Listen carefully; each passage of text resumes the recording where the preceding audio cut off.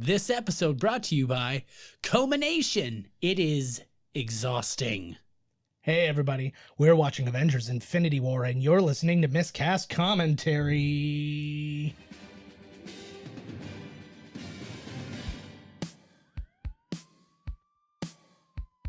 Welcome to Miscast Commentary's Movie Marathon. Before we get started, does anyone want to get out? With two guys actually crazy enough to get this done. And I have a bow and arrow.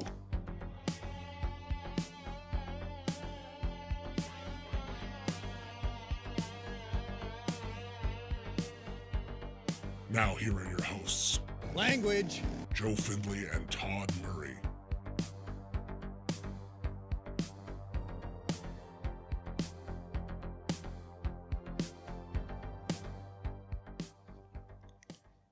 Hey everybody and welcome to Miscast Commentary. I'm Joe Findlay. Todd Tebow, the Sailor Murray. And we have culminated.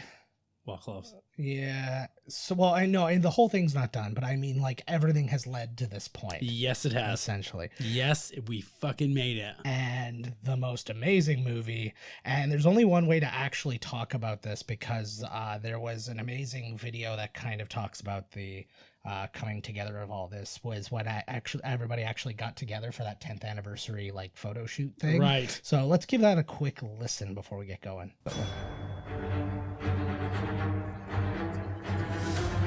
It felt like being at the Academy Awards or something. Every person had been in one or all of my favorite films. You know what I mean? There was like a sea of people who I've grown up watching in one place hanging out. There's a ton of fanboying and fangirling going on in that room with each other. That was crazy. Yeah, it's a little bit like being drafted to a sports team that has a legacy of championship banners. It's a dream come true. Looking around the room, like, what did I do to deserve this? I literally am in dead center in the front row, and I'm looking around and going, any one of these people could be dead center. I mean, you just, everywhere you looked was another superhero movie star. I think everyone was aware this was coming to a close, and we'd all been on this remarkable journey together. Thank you all for coming. Thank you for trusting us. Thank you for joining this. It's been 10 years of the Marvel Cinematic Universe. Here's to 10 more. There was huge excitement and buzz to that day.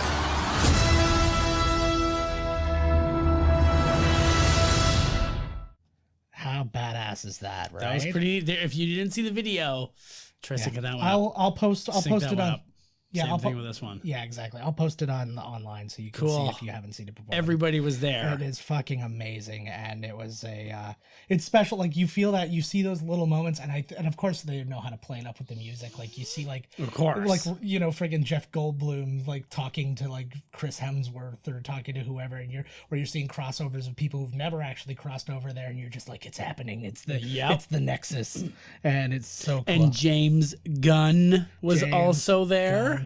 That was cool. Obviously, it happened before he was fired, but he's hired back, so it's like that time never even happened. He had a wonderful. Did you see the thing he wrote on Twitter? I did not. Okay, this is again we're recording way ahead. This is still March, but it was about people like sticking by his side and all that thing. He just like wrote this. It was a very nice little statement that he wrote. Very still apologetic for he's like, yes, I did say those things and that happened, but now everybody's kind of gotten over it and we're moving on, and I'm thankful for the people who didn't just turn their backs on me. It was like that Batista. Kind of thing. Batista was on actually, but he did turn his back on Triple H and Ric Flair. Yes, he did.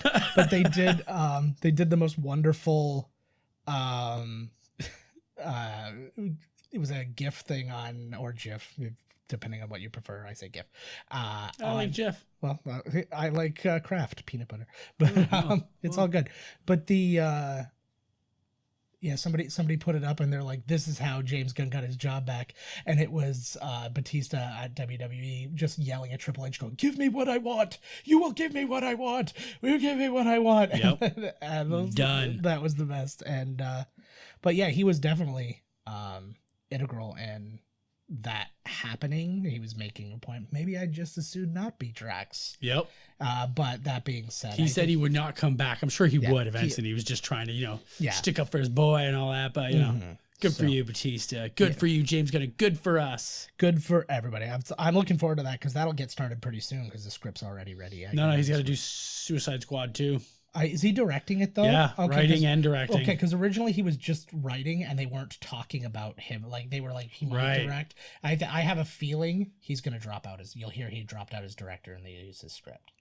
Good. And then get on with the Guardians. Hells yeah. Woo! Well, because they're gonna need it because so few franchises are gonna be the way we remembered them when it was all said and done, right? Yep. Like very likely Valkyrie's gonna end up being Thor. You're gonna have a different Captain America. You're gonna have like all these. You know, good for all them, but gooder for the miscast commentary universe and what's about to hit their ear holes. Yes, unless you don't. The end of a journey. Unless you don't have ear holes and you're having people transcribe this. Then right on. Then you watch those fingers fly, baby, because we're bringing it to you. All right, guys, we got to get these bad boys started. Let's do it. 2 tonight. This is a fucking beast. There's only one way to do it. As always, we got to press play. Now. Oh, here we go. Wow, it seemed like forever. And here I don't think we've seen a non-Marvel movie in like, man. We have been doing these since January. Holy shit. No, just actually, our first one we did just before January. Right. No, it's fine. I don't hear anything. You shouldn't be hearing anything. Oh, great.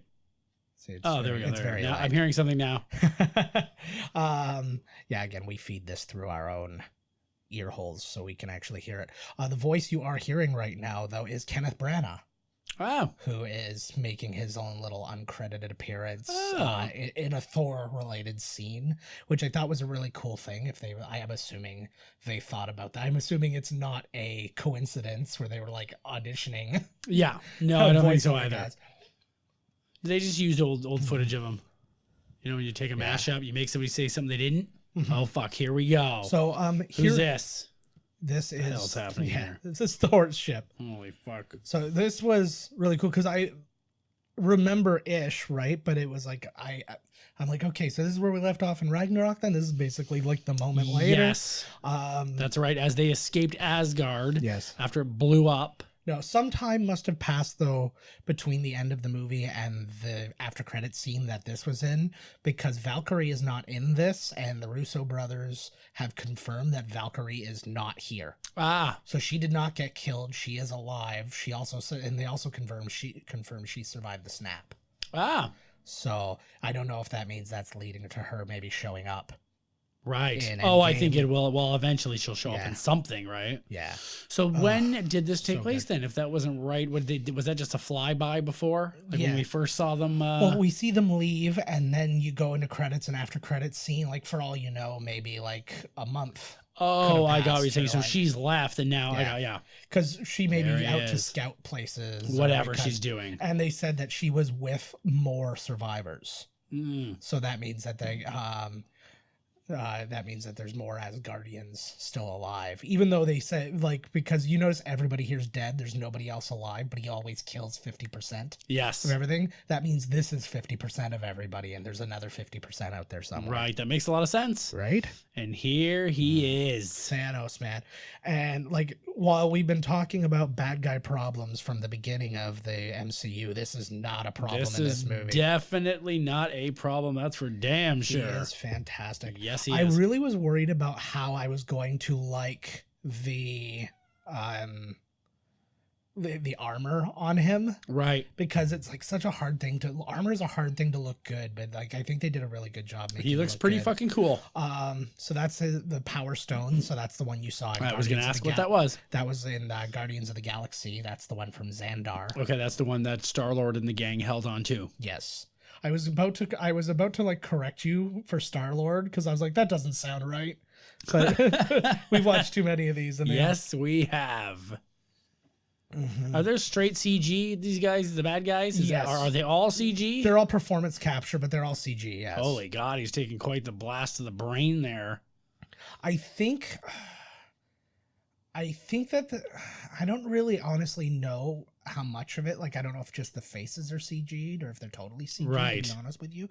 But I think they look CG'd. And there it is. He grabbed it. So now the Tesseract. So here's our second one, even though it was the first one that ever appeared for us. And ironically, the last one that appeared, because How it did shows up in he- Captain Marvel. Right. How did he get the? The How did he Tesseract? get the first one? Well, they don't show that. There's actually what is it? A deleted scene that shows him doing it, but they're like, it's just overkill. We get it. He destroyed a bunch of people and he got it. And he got it. Oh, That was a cool little opening for the Hulk, and the little callback for Loki of saying we have a Hulk. Here we go. Hulk versus Thanos. I love this moment. A friend of mine who's very pro Hulk got really Me bummed too. at this, but Me it's too. like, but again, understanding what he is. Yeah. Is like the Hulk is a science experiment gone wrong. This guy was built to be this. Yeah, he's a badass. Yeah. Well, plus, like, he's never experienced any guy this strong. Like, he took it too. Like, he's just taking it to him. Yeah, it's like he dominated. And the other thing they actually point out, he never once uses the stone. No. He just shows whips him. He just shows he could whip his ass without even using the stone. So had he used the stone, he probably would have killed him. Holy shit. Like, that was badass. That's the way to do it, because it's like, this is how strong this guy is. This scene, like, when you go through the chapters in a Blu-ray or whatever, yeah, this scene should have just been called like the stakes. It's like the stakes do not get higher. You're watching major favorite characters get killed. You watch the Hulk, who's the one who's supposed to get you out of all your trouble, get his ass whipped. Yeah. This actually shows you what happened, because we had all those questions about, well, the Bifrost broke because they used the Tesseract the one time. This is actually how it happened, because people were like, oh, did Odin use dark magic? No, Heimdall uses the dark magic. Whoa, there's Hulk. Yeah, see you later. I wonder how he felt. Why did he about get that. the Hulk out of there? Because he's Banner now, or he still wasn't even Banner. He just looked like he was turning into him, though. He may have been, but I know. Oh god! Oh no! Man, like, that was so crazy to me, and I remember, like, legitimately, like, I was reacting my face off, and that was happening. This is what I like about going. I know your face. My energy is crazy during this, but the like, going to see these on the first day, I love having those moments. I love this guy too. Ebony Maw is like one of my favorite characters out of this. But he is like, watching people really react to movies. It's very rare that you can watch people not just sit silently during a movie. That's why I always try to go, like, Star Wars. Everybody's like up and clapping and getting into it and stuff, and that's what I want to see. I like that too. I don't want a lot of, like, people yelling shit out of the screen. No, but when people go woo or whoa, yeah, no, but I like those scenes, like the Death Star blows up and everybody's like, yeah, like, I love that. That makes you feel dig it something, too. Right? I like too the scale that they show of Thanos. Like, you've seen everybody else hold the Tesseract and what it looks like, and then nothing. It looks like a die. Literally, he just holds it right into his hand like nothing. Like, it's nothing. But this is they see when the Hulk and stuff. Yeah. Like, I remember seeing in the cartoon where, like, the champion of the universe comes in and whoops Hulk. Yes. And there is always someone stronger, especially out there, and they haven't dealt. They've dealt with the Chitauri and some henchmen and, like, Loki, but this is the first outer space bad motherfucker that they've encountered, and now they're starting to understand that, wow, like, we're outgunned. Absolutely. And, like, especially knowing, even if that wasn't the case in the comics, say he wasn't quite this tough in the comics, it has to be the case because you've got like 30 good guys. Yeah. 30 good guys have to be able to lose to one bad guy in this one. Well, in this case, 5, but I mean, the lessers aren't going to be the ones to take care of business. Well, no, apparently in the Russos, they talked about this as well, that the dudes, the Black Order, is that what they're called? Yes. They are individually almost as strong as Thanos. And apparently in the comics, they're super fucking hard to get rid of. So if, like, one guy's got to face, it's a huge, but he said for story purposes, it would have been way too fucking long because the movie was already going to be super long and in 2 parts. Yeah. That they kind of made them like glorified henchmen. Yeah. Well, and that's what they said. They also changed their and, like, simplified their power sets and stuff like that. We're like, okay, this guy's gonna be super strong. This guy's gonna be able to control metal or whatever. Keep it simple. But there's a nice redeeming moment for Loki. Oh man, this was a really sweet moment, and then this again is just heartbreaking. You literally heard people gasp when this was happening because you knew it was real. Whoa. Right? Not that Tom Hiddleston is being murdered, although that may be the case. He is a method actor. He is up for James Bond, so like. Oh, he is. Him and Idris Elba are on like Idris the Elba. short list. I would like it to be Idris Elba, but I wouldn't mind if it was Tom Hiddleston. I think that'd be pretty cool. Good job. I think he would do a good job too. I think he's a great actor. Like he's not as physical a dude as like Daniel Craig is, but he could be more of the like Roger Moore style, like more of the stylish spy. Like that's just gross. Like you get the hammer. You got Did the he just hammer. break his neck?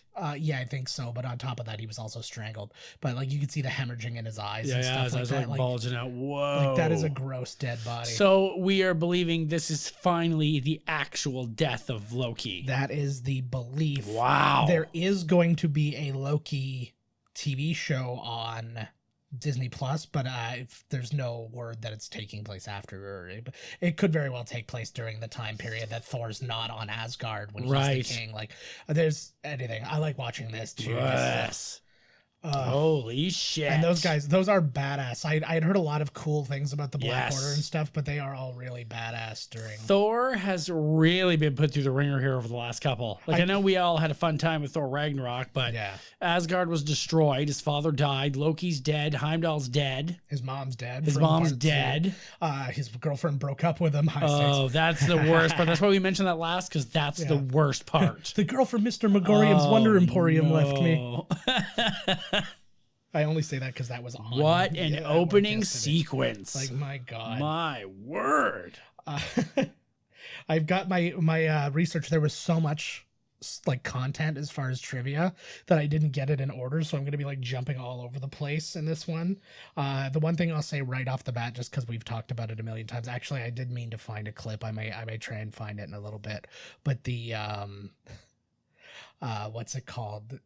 Tom Holland was not allowed to read this script. Understandable. Fucking what's his name? Mark Ruffalo shouldn't have been allowed either. No.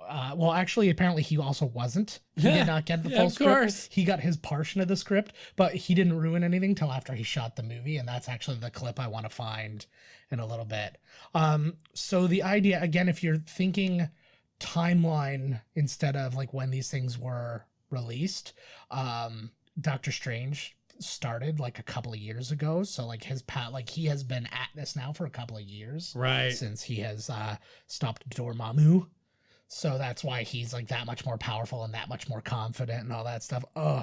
Every time this song comes up, it still hits. Wow, man. How much time we have? We only got like a month or something. Yeah, man.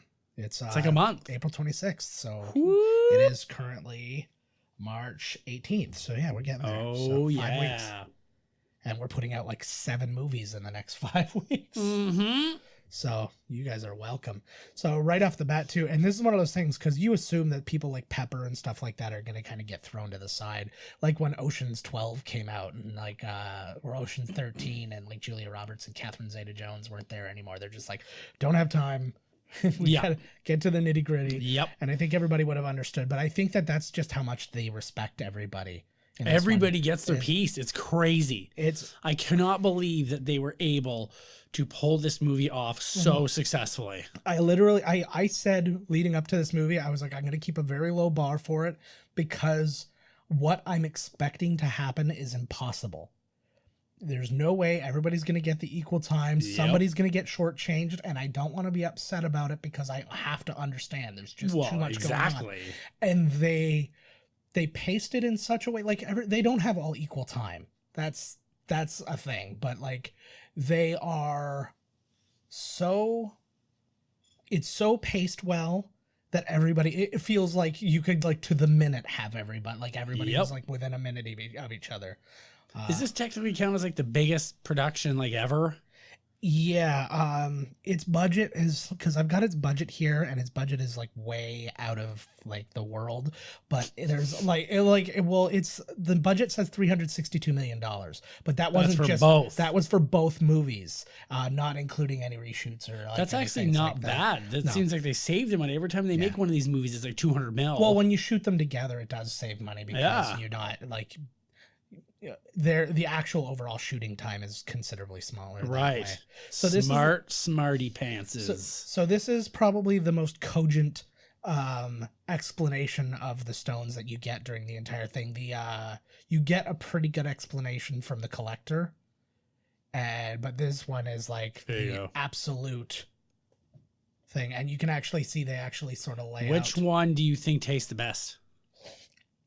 We've talked about this before. I always go blue. It's that blue rat. I'm always I assuming think that it's blue purple one raspberry. looks neat. Boom, and the time. Oh, there you go. Green. Ooh, lime. What is your? There you go. I was thinking apple, to be honest. Lime apple. Lapple. There it is. I was thinking about this, and now it's gone. No. What are your thoughts on them changing the term Infinity Gem to Infinity Stone? It enrages me. Yeah. You know how I have entire blogs dedicated to this whole thing. I scream at the night. Yes. I cut myself. It's just like, I've seen people make a big deal out of it. Not like out of this thing, just like a why did you bother changing it kind of thing. Right. And like, that's kind of like... That's because Fox owned the word mutant and the word gem. Yes, because they have gem in the hologram. Yes. That's right. So yeah, it's just one of those things that kind of sits with me the same way that like Harry Potter and the Sorcerer's Stone is. That's only in the US. Everywhere else in the world, it's Harry Potter and the Philosopher's Stone. Right. And they changed. I don't know if they just changed it because the term philosopher has nothing to do with magic, and they really wanted to nail down that this was magic. And right. It's just like, fucking deal with it. It was already a very popular book by the time the movie came out. I think people get the idea of what's going on. If that doesn't, the trailer certainly will. Yes. This is a nice interaction right here. Oh, they're so amazing. He just called Tony Stark a douchebag, and they argued over which flavor was better. Apparently, the Hulk one is better. Mm-hmm. Yeah, that was the Hulka burning fudge. That's right. Yeah. He's like, this was thing? Stark raving hazelnut or something. Yeah. It's so good. I love that too. He's like, I can't find Vision. He's like, you lost another super pod. Nice. See, this is Steve Rogers. Is that what he just said? Yeah. Well, no, he said, can anybody find Vision? Right. Probably Steve Rogers. But I like this too, because there's like a lot of catching up to do, because it's been basically the end of Avengers 2 end of Avengers 2 kind of leads into Doctor Strange in a timeline thing, because he's been at it for a couple of years. So that means that whole time, these two haven't spoken to each other. Right. He knows nothing about what's been going on. Yeah, he's been Hulk for a long time. God. He's been hulking out. You can see Mark Ruffalo's face just like, look at me act. I'm acting in it. Like, he's like, I'm in a movie where I play the Incredible Hulk, but I'm going to act in your fucking face and you're going to love it. Fucking A. Mm-hmm. You better get your buddies back on the phone there, bud. Fire up the band again. You got it's touring season. Flip phone. See, this is actually Captain America and Tony Stark are the difference between you and me. Yeah. That's basically it. Yeah. It's like, I have to have a flip phone so I can contact you. You're a billionaire with all these tech gadgets. I was cryogenically frozen, super serum, all that shit. 80-year-old girlfriend. Yes. Oh, yeah. The only thing that's true about, the only similarity between me and Captain Steve Rogers is that we both bang 90-year-olds. Often and constantly for fun and money. That's actually why he stopped being Captain America. Mm-hmm. He's just like, I'm just going to nail old ladies and I don't want it to be a PR problem. Mm-hmm. These noises too are so good. So you don't want people, because it is a PR nightmare, because once they talk to them, they're like, who's this guy? And they're like, wow, you didn't even get consent. She's senile and insane. Yeah. Like at the moment, she was all for it.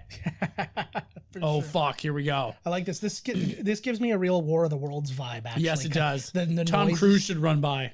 Dude, does Tom Cruise run?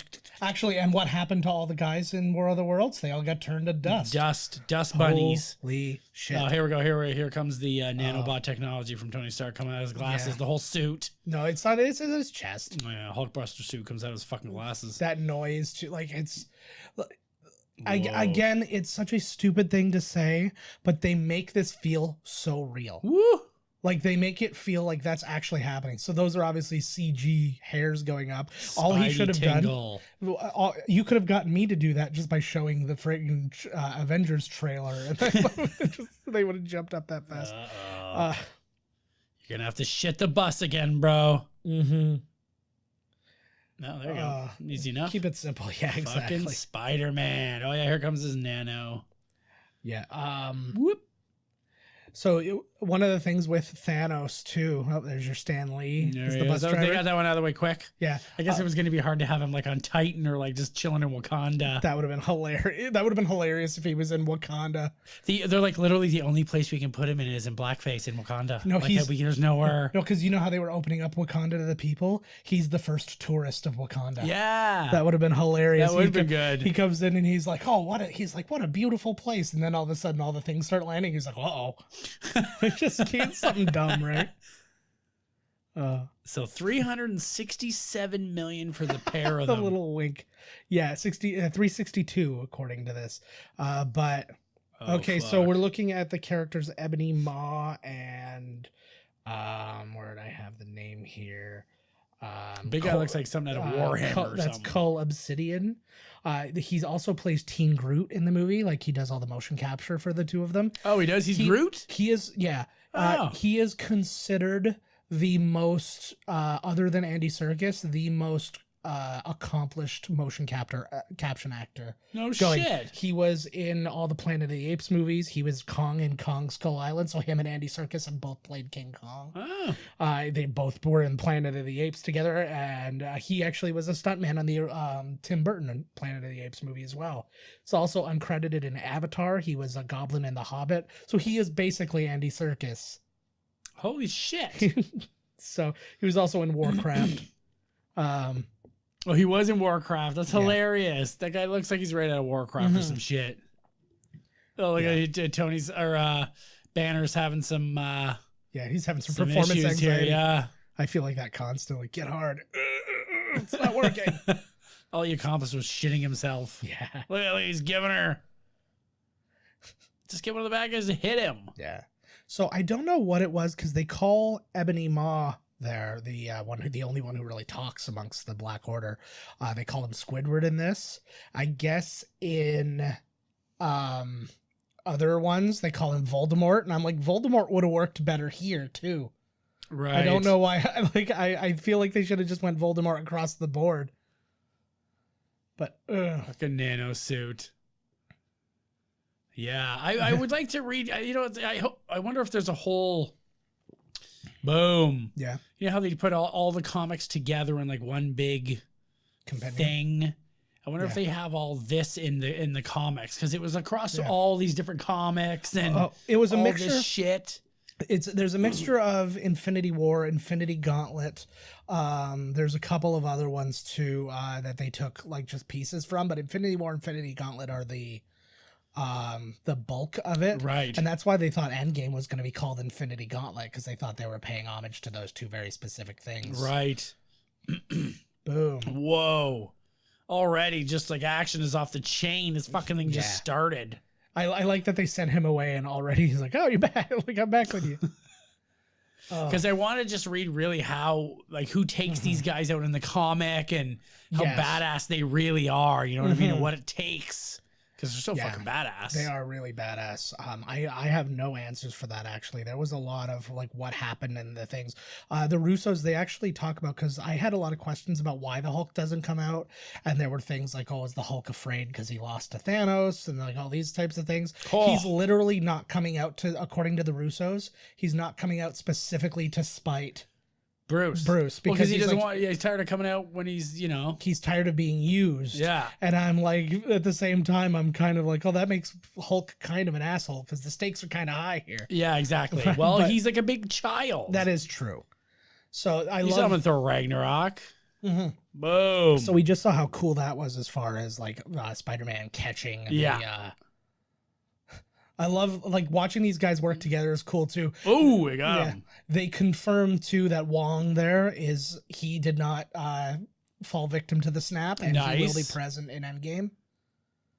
So, but it's amazing too, like to really see again, like nobody's more powerful. Well, I mean there are people, but I mean like it pretty much doesn't get more powerful than Doctor Strange as far as what he can do. I agree, and that's why they're saying like even now he's even that much more powerful because he's been at it for a while. But and to see him just kind of get like beat on pretty quickly. Well, these guys are good. Now, this guy's a space wizard, for fuck's sakes. That's the truth. It's like, Ooh, goddamn space. come on, Cape. He looks like he would be like a dark Jedi in like some kind of like spin-off. I can totally see that. That's, yep. Was he unconscious and the thing just saved him? Yeah, the Cape took care of him. I love that too. Their relationship is so fantastic in this. I actually learned a lot about him in this movie. Surprised Spider-Man didn't see that coming. Yeah, I know, right? It's all happening very fast. Ooh. Oh, he's taking care of business. He's... the fuck is that? Oh, shit. It's a tractor beam, man. That's the only thing aliens have going for them. Yeah, but like seriously though, like this is a huge fight scene.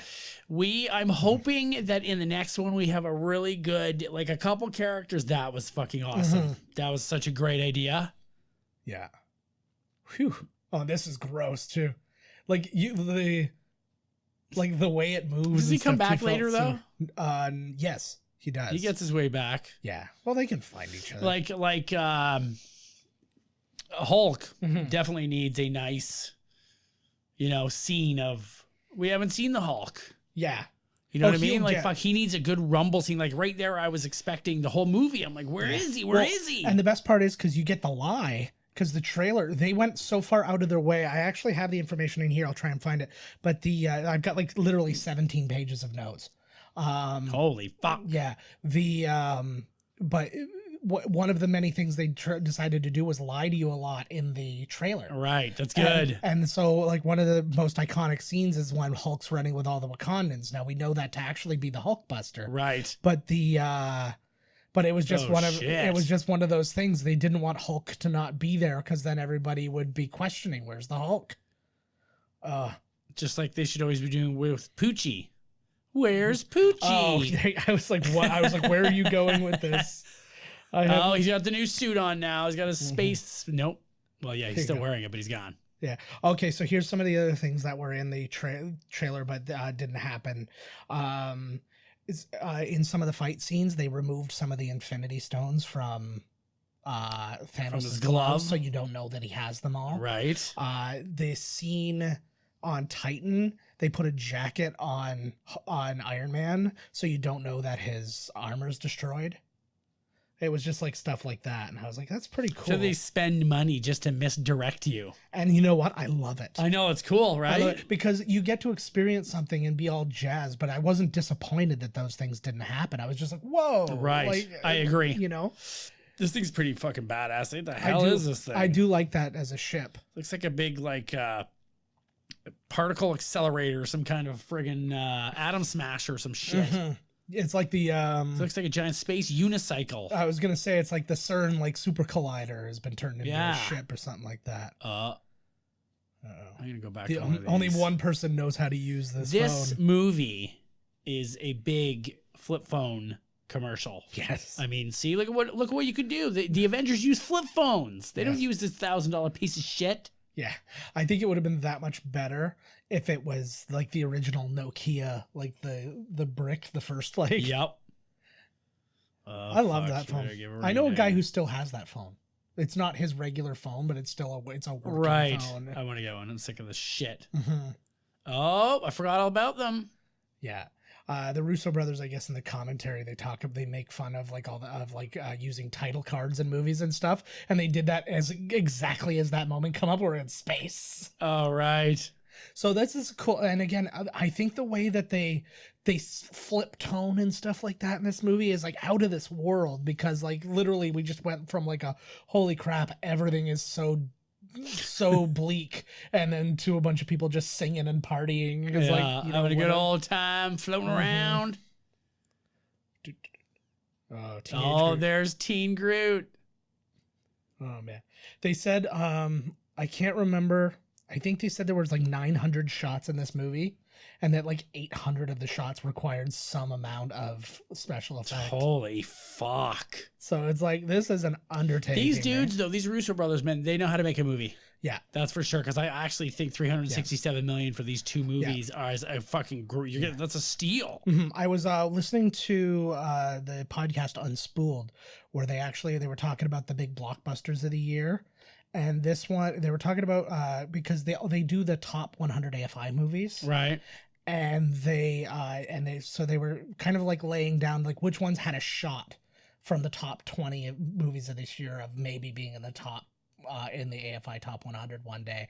And they recognized they're like, a superhero movie has to crack the top 100. Right. It's like, if for no other reason, just its representation of its dominance of cinema for such a long time, right? So they're like, which one would it be? And they're like, not Avengers. It wasn't good enough for when you compare to these other ones and stuff like that. Right. And they're like, watching this one isn't really fair because so much has happened leading up to it that it was like, it's almost like an inside joke if you only see this and you didn't see any of the lead up. So they landed on Black Panther being the one that had the most likely chance of being the one that would I don't think that's a bad guess. No, I don't think so either. But they were talking about this one, and they were talking about how good it was and stuff, and they were talking very specifically about the fact that the Russo brothers, being TV directors first, know how to tighten up a story. And and that's what they said. They said this movie is almost like, it's like 2.5 hours long, thereabouts. And he's like, there is not an ounce of fat on it. Right. It's true. This is like I couldn't, if you told me I had to cut 1 minute from this movie, I couldn't find it for you. Yeah, no, they did it great. Apparently the next one's 3.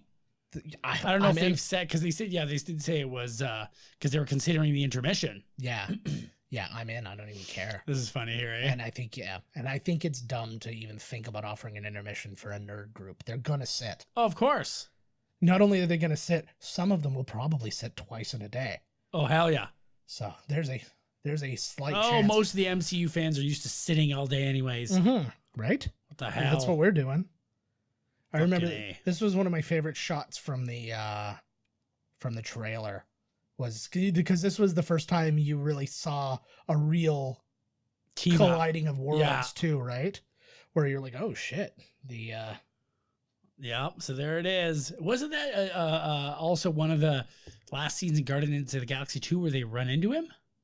Or was that something else? No, last scenes of Guardians of the Galaxy 2 are...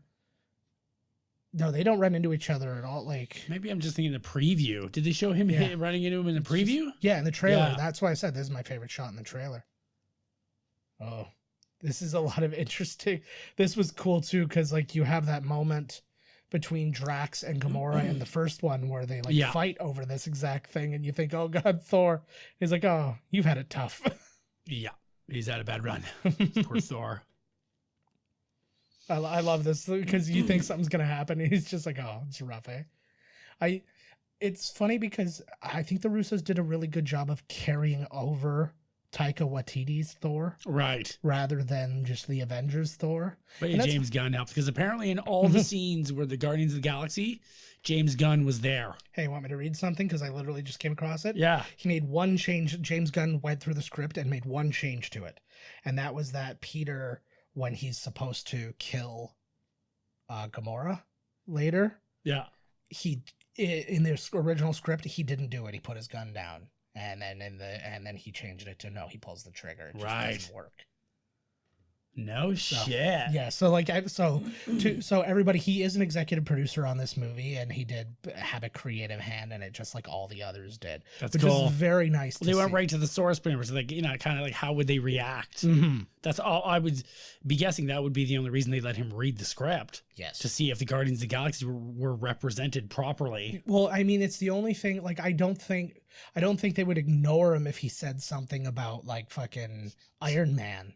But at the same time, they knew, like, okay, your expertise is in Guardians of the Galaxy. I love so much, like, seeing all these people come together is still mind-blowing to me. And that's why I wanted to play that video off the top. Right. Because it's just like... It's a good call. Yeah, it was, like, it's just crazy, this crossover of mega movie stars, just one after the next after the next. An interesting little thing, the top 4 movies of the year, Chris Pratt was in 2 of them. Whoa. And so was Chadwick Boseman, now that I think about it. Jurassic World. Jurassic World Fallen Kingdom was number 4. What was number 3 there? I've already lost it.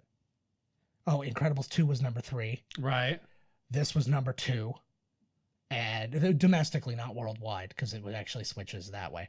And Black Panther was number 1. Right. So it's just like... Where's Xandar again? Xandar is where Guardians of the Galaxy 1 took place. Okay, with, yes. Glenn Close and all that.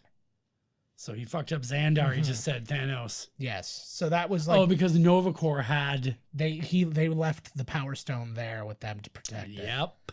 And it didn't matter. How the hell did he know it was there? Oh, he's a pretty smart guy. Well, also he's got he's all fully the fucking connections. Well, they took the other. Remember, they took the ether to nowhere at the end of Thor 2. Yes. So that was the first time you see the Collector, because that takes place before Guardians. Woo.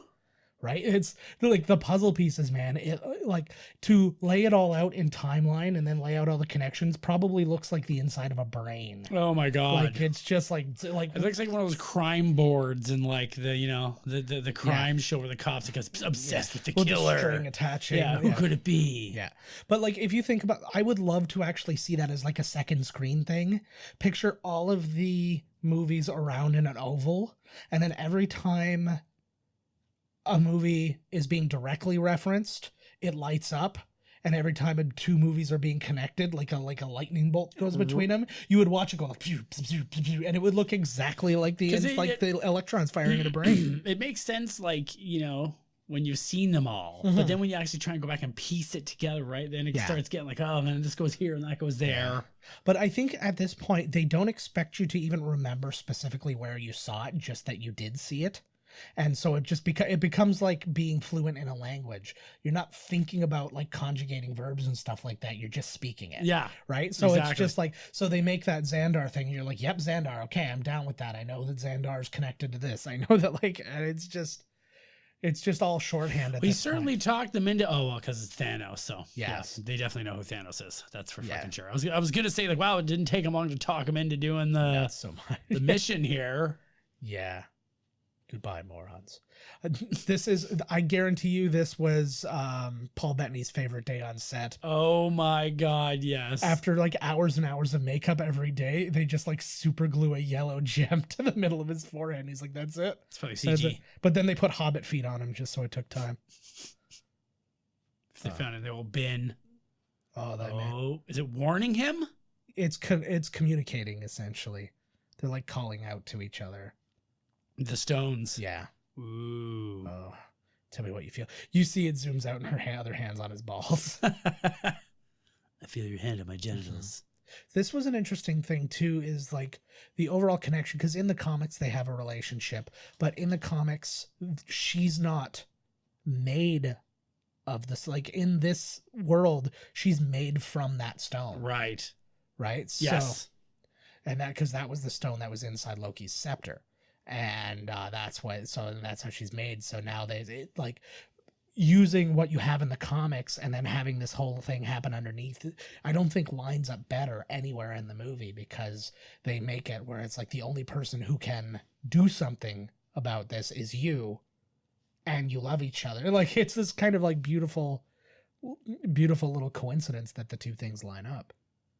Coincidence? Well, it is, because like again, knowing that they have the relationship in in the comics, but it has nothing to, there's no connection between them with the stone, right? Just that the two characters were together. Yeah, exactly. Different reasons. Yeah, and then to be together in this one, still the same kind of just, hey, we love each other reason, but then to have that connection of the stone is like, would almost feel secondary, if not for the fact that what these guys know what they're doing. Right. Well, now they're seeing it on the TV. I really feel like they would have, especially him. He is directly connected to the internet. He is the internet, the dark web. Well, that's what I'm saying. I would say that that's a little bit of a plot hole, is that he would have known the second this was happening. Because, well, now maybe, whoa. So this is another Didn't little. see that coming, did you there, bud? So this is Proximate Midnight and another person whose name I'm forgetting, Corvus Blade. They're actually married in the comics. They didn't have time to go into that much backstory detail on them, but they are. Yeah, that's why they get paired up and why she reacts the way she does when he gets beat up in a little bit. This is some awesome hero shit that they're about to get into as well too. You get a nice little fight scene, but then you get this was like maybe the third time people clapped in the screening that I saw. Oh yeah, there's more to come. Oh, like it was constant. Basically, anytime. So like you could hear people's favorite characters. Like I could have easily drawn a map of where everybody like who liked Black Panther the most and stuff like that. Because you would see the first time you see him, you hear like yeah. It was always it was like James Hetfield was in different areas in the place going yeah, yeah. Then one time I heard Jack Black coming on yeah. yeah. You're like, oh, there he is over there now. Oh, they're getting a piece of the action here now. So, chick on chick fight. So Proximate Midnight, the female Black Order person, she's got an interesting thing. She was in Gone Girl, The Leftovers, Fargo. She was in The Sinner. But the interesting thing, she's going to be the, for lack of a better term, she's going to be the Sigourney Weaver in the new Ghostbusters movie. Oh, no way. Yeah, she's I guess it surrounds the CG lady. Yeah, it surrounds a single mother and her kid are like the ones being haunted, I guess, in the next one. Right. And she plays single mom. No way. Yeah, and I think the kid is from Stranger Things. So these are real people playing the Black Order, then, yes. not just CG. Yeah, there's so somebody's got the balls on. There's motion captured, and she's also she does have a line at some point, or a couple of lines. But like this is get your hands off my man. He's like, finger me one last time. She starts sticking a finger in her like weird wound. Nope. They are. See, it's too bad we don't get any Hulk. No, I'm fine with it. I know, well, because he's gonna get something in the next one. Yeah, well, there's the knowledge of that is one part of why I'm fine with it, but the other part is like I'm not feeling shortchanged on superheroes. No, neither am I. It's just like it just kept going, and this is like one of the great moments. Yeah. Oh fuck! Nomad in the house. There we go. So basically, they talk about how they changed his look. Really, they just slicked back. He had like his hair got a little longer, and he grew a beard, and his suit is just darker. But like you have this moment, and you have all these people. Oh. Falcon flying around. Where's Bucky at? Bucky's got to be here somewhere. No, he doesn't, because we know where he is. Oh, yeah. Maybe you do. He most certainly doesn't have to be here. Look at Black Panther. No, try that again. Black Chickie. She's white. Widow. You're wrong about everything. But look at this. Do not care. Actually, you'll notice in the trailer for Endgame, I didn't notice the first time, but you'll notice that there's a point where she has long red hair, but she's got white at the end. Yes. Or whatever. And that's being scared. Well, like when what's her name at the end of Nightmare on Elm Street 1, she has gray hair. Oh yeah. No, I was just thinking like that's just I think it's just to show the passage of time. She's not dyeing her hair anymore and her red hair's coming back. I think it was out of fear. Probably. I'm so scared that just my tips go white. Like Guy Fieri. Like Rogue. Guy Fieri. He puts the fear in Fieri. He sure does. Hey, all right, let's go. Let's go for a fly. So they're all hanging out in Scotland. I like they were visiting Nora. Yeah. McTaggart. Moira McTaggart. Yeah. I like to because we get a little bit in Captain Marvel. We got the quad jet, right? That's the first one that goes into space and stuff like that. And this is your Quinjet. This is the next step up. I like that little. How are they getting this shit? That they don't work for the GovT anymore. They stole it. After here we go. Interesting thing here. The girl who plays the mom there. That is, I don't know if you would remember specifically. I don't know her name on the show, but she was Craig Robinson's love interest in The Office. Remember? No. Yeah, you know the one that he's with in the shipping? I'm going through it right now. Actually, again. That's her. Holy fuck. Yeah. Oh, there's those dudes from Avengers 1. Yes. Yeah. This is Chitauri then. This is his. Yeah, this is his army that they send around to. Those guys kind of look Ultron-ish. Yeah. Well, that's their full-on armor, right? But and that was a while ago, I guess. This little girl, her name is Amina Kaplan. Nope, that's not it. That's the mom. It's Ariana Greenblatt, and she's a Disney Channel girl. She was in like Stuck in the Middle. Her name's Greenblatt, and she's playing a green chick. Yeah, I know, right? What the hell? Yeah, they weren't trying really hard. What the fuck? And she was in a Bad Moms Christmas and stuff, but she's mostly in Disney related stuff. I imagine that was probably her in as far as, hey, give her a look. Yeah.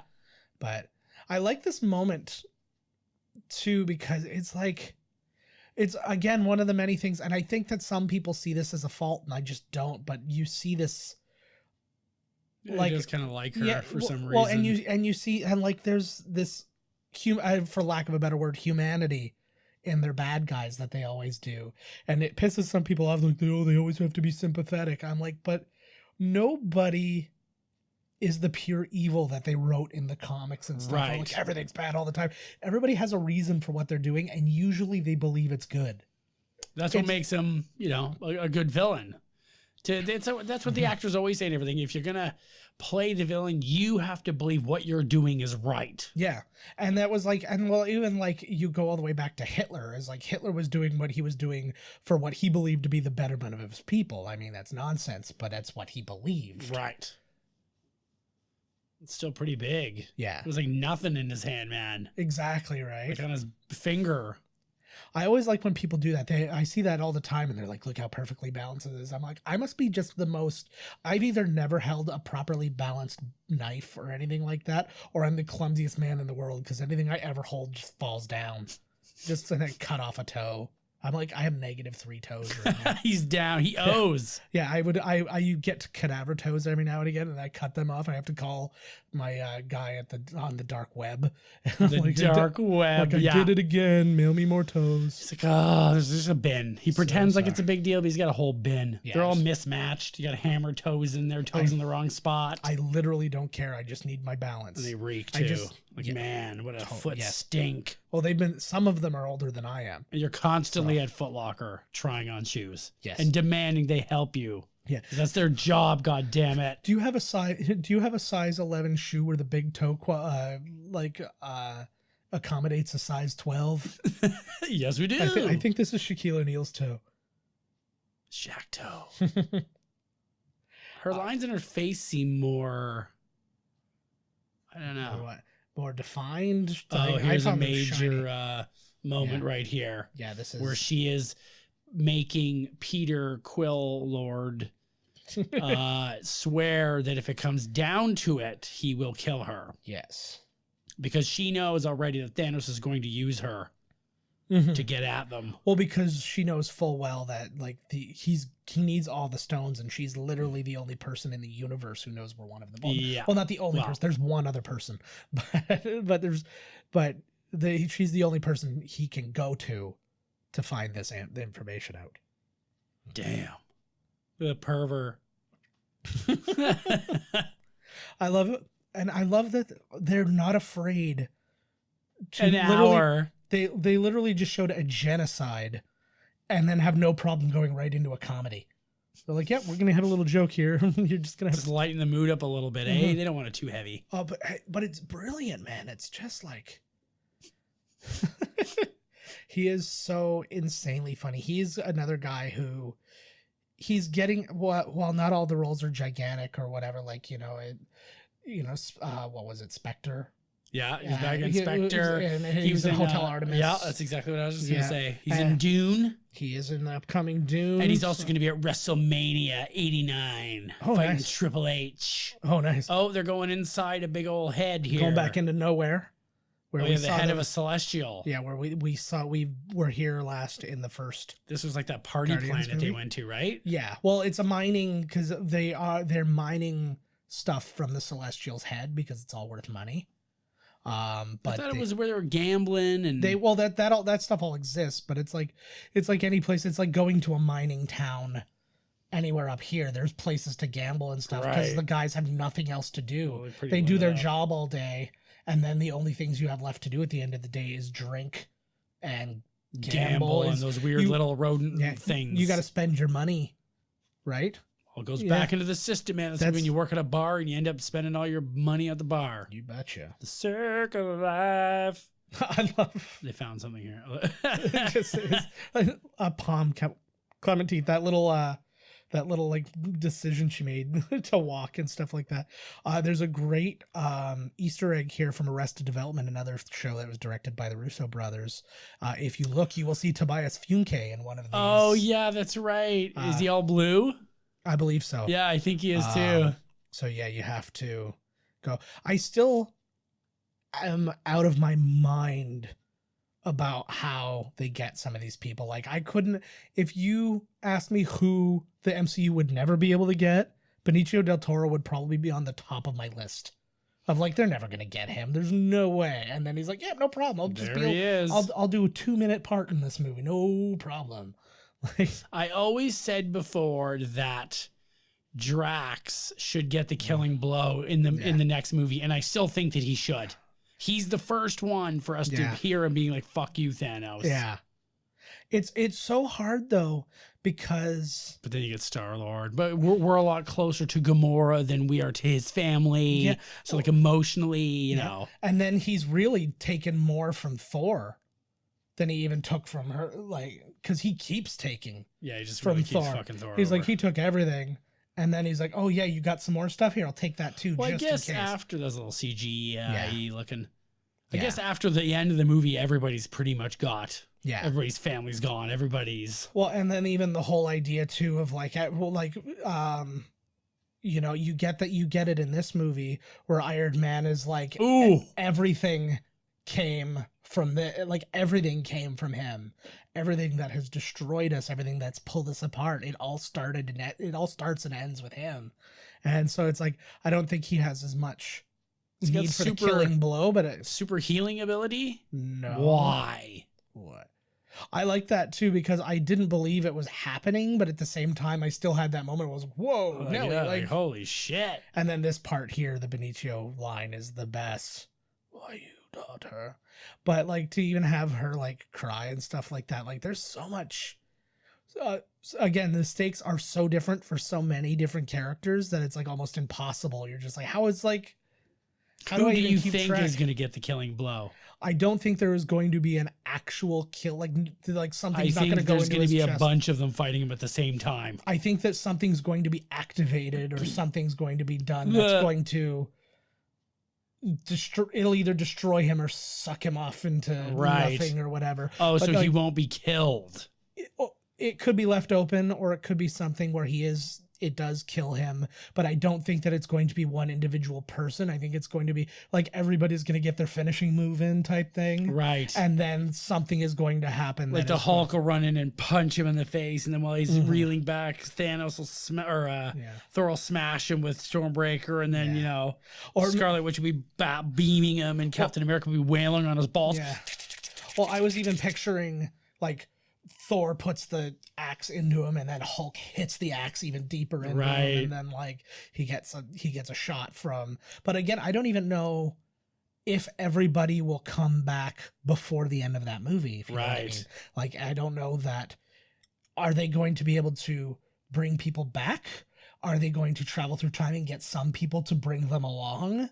Are the people going to all going to come back once the movie is like, once he's destroyed, it undoes what he's done? Right. I don't know. Who knows? Oh. So this apparently comes straight from the comics, but in the comics, it's Drax and Nebula. So what does he shoot? What gem is he shooting him with? That's the reality gem. So the red gem, like where he just hid all of this stuff. He used fake the reality shit there, gem, making everybody think that he just was killed. Yes, which was the ether from Thor 2. Ah.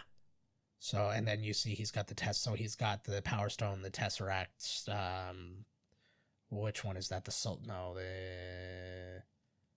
Space Stone. The sorbet stone. Yes. It will give you any flavor of sorbet whenever you want. Amazing. He squeezes his hand, and then like a cone comes up, and he just starts licking. Have a sorbet. Because even out there in the galaxy, they love it. Really cleanses the palate. Here it is. Mm-hmm. So apparently, for fight scenes in the movie with Josh Brolin, because he's on set acting and doing his motion capture and stuff, they actually had to put a big foam headpiece on him. Right. Because not for any kind of reference, but because when he's fighting people, they couldn't have their heads so close to him for animation purposes, because Thanos' head is that much bigger there before it would like overlap their head. Right. So they had to have something where their heads couldn't nothing could get that close to him. So he was wearing this big. Everybody has to wear a giant head, or just Thanos. Just Thanos, because his fucking head, his ego. Well, basically, they just needed to approximate his size so that like they could reference it, right? So this is the scene that James Gunn had his hand in, where he was supposed to pull the trigger, but he wouldn't in the original one. And then you get the fact that he pulls the trigger is so much better. And I think that it was the right move on James Gunn's part, or is the right suggestion. He did it. Mm-hmm. Yeah. Oh, gone. And look, my 4th Goosebumps in this movie, and this is my 5th time watching this movie. I think this is only my 3rd. So I mean, like I watched one like at an event where people, you know what I mean, you weren't really watching the movie, or just kind of. So nowhere, I guess, is where the collector's lab is as well. Mm-hmm. I did not see Tobias. I was too busy. No, I was looking around. I didn't see him rocking this sweet Avengers boner. Information I forgot to give out before, when Hulk being sent back to Earth to warn everybody about Thanos, it was Silver Surfer in the Infinity War comic. But the exact same manner, he gets like shot back to Earth and he crashes into Doctor Strange's Sanctum Sanctorum. Right. And all that. So it was Silver Surfer. Yeah. He's pretty tough hombre too, man. Hells yeah. Which is going to be really interesting, because we now know, actually I think it's 2 days from today when the Fox purchase becomes final. Whoa. So by the time this episode is out, they will actually own all the, like, officially own all the X-Men stuff and all the fucking A, get on that shit. Yeah. Hopefully they've got plans in place, and they're not gonna be waiting to get the right and then start the process and blah blah. Well, that's my favorite thing, is I would be so genuinely surprised to see like Wolverine show up or something like that, but at the same time I would be genuinely surprised for him to not show up. Right. Like if he shows up, I'll still be like, oh my god, because like if they're gonna do it, they're gonna reach out to Hugh. Of course. They're going to reach out to Hugh, because he said the only way he really wanted to do it again is if he could do it in the Avengers, where he could actually cross over with more characters. And I think it would just be the best thing in the world. Apparently there was my buddy was telling me there was one of those What If series, where if the what if Hulk was Weapon X. So he's Weapon H, but it's the Incredible Hulk with adamantium claws And I was like, oh my god, that's overkill. Yeah, that is a little overkill. Yeah. He's got his robo legs rocking. Yeah. But speaking of which, too, they announced that on Disney Plus, they're going to have a series of Marvel What If things, and they're going to be all animated, but there's going to be ones like what if, like the ones from the comic series, like what if Captain America was elected president, and all these different ones. So that'll be just an interesting little thing. You'll get like a little special every now and again where it's like in between shows or something. Yeah. It's just like, we're doing a little thing here, and I don't know how long they'll be, if they'll be like 20 minutes long, or if they'll be like feature film length. I have no idea. An interesting little thing they suggest here is basically that Rhodey is the only person who is stuck to the Sokovia Accords. Say again? He's the only person who's stuck to the Sokovia Accords. Everybody else, like Iron Man, was acting on his own today. Like when those guys came, like realistically, if you're a part of the Sokovia Accords, you're not allowed to even fight those aliens. So you mean War Machine? War Machine is right, the only one. He's the only one still there, still communicating with the military and all that. So I mean, that always speaks to his duty and stuff like that we've talked about so many times in the past. But literally, he's the only one, because everybody else was either exiled or jailed or hidden in Wakanda or so it literally for a while Rhodey was the only Avenger. Cool. It's just like, but they were sitting the there. only Avenger. That could be one of those little one-offs, and he's just sitting alone. I'm so lonely. Oh my god, that would be It's just like him. That's the song that plays. He makes a coffee, sits down. Well, officially, Iron Man was still an Avenger, but he was constantly breaking the Accords. But I think that would have been a really funny thing if you just have him by himself, and then he starts he's cooking and he's like singing some dumb song, and he's like doing the thing you do by yourself, like kind of like the Risky Business kind of deal. Oh, you have to. You have to put the old records on the shelf, in your undies. And then you do that, and then he goes into a room, and Tony's just standing there. And he's like, just like a little line, I'm starting to wish I didn't give you back legs. So, just like Tony, yeah, he gets everybody to sign this fucking thing. Yeah. Then they do it, and then now he's fucking off and doing illegal shit when this whole fucking Civil War thing. In fairness, none of them did it. That's the big thing. Yeah, but still, he was the one pushing for it. You think that the guy that started a civil war between our characters here would maybe stick to that? Yeah. Clearly, his best friend has to now, right? Yeah. But if you did notice on his legs, it looks like there's some cool pockets. Yeah. He's got... Oh, here we go. Still, we talked about it last week, and it's still every single time I see that, I just picture that being at Disney. I wonder if that's the same. Like that shot there, are the buildings the same, or did they just... I'm sure they have reference. This movie was actually started shooting 2 weeks after the other one wrapped. Whoa. So they said it was really good for these guys because they didn't have to get all their cadences back and their accents and stuff. They still had them. They just they had a very minor break. Like, it's nice. Like, even the girls didn't have to reshave their heads or anything. Like, it's just... so again, they call him the White Wolf here.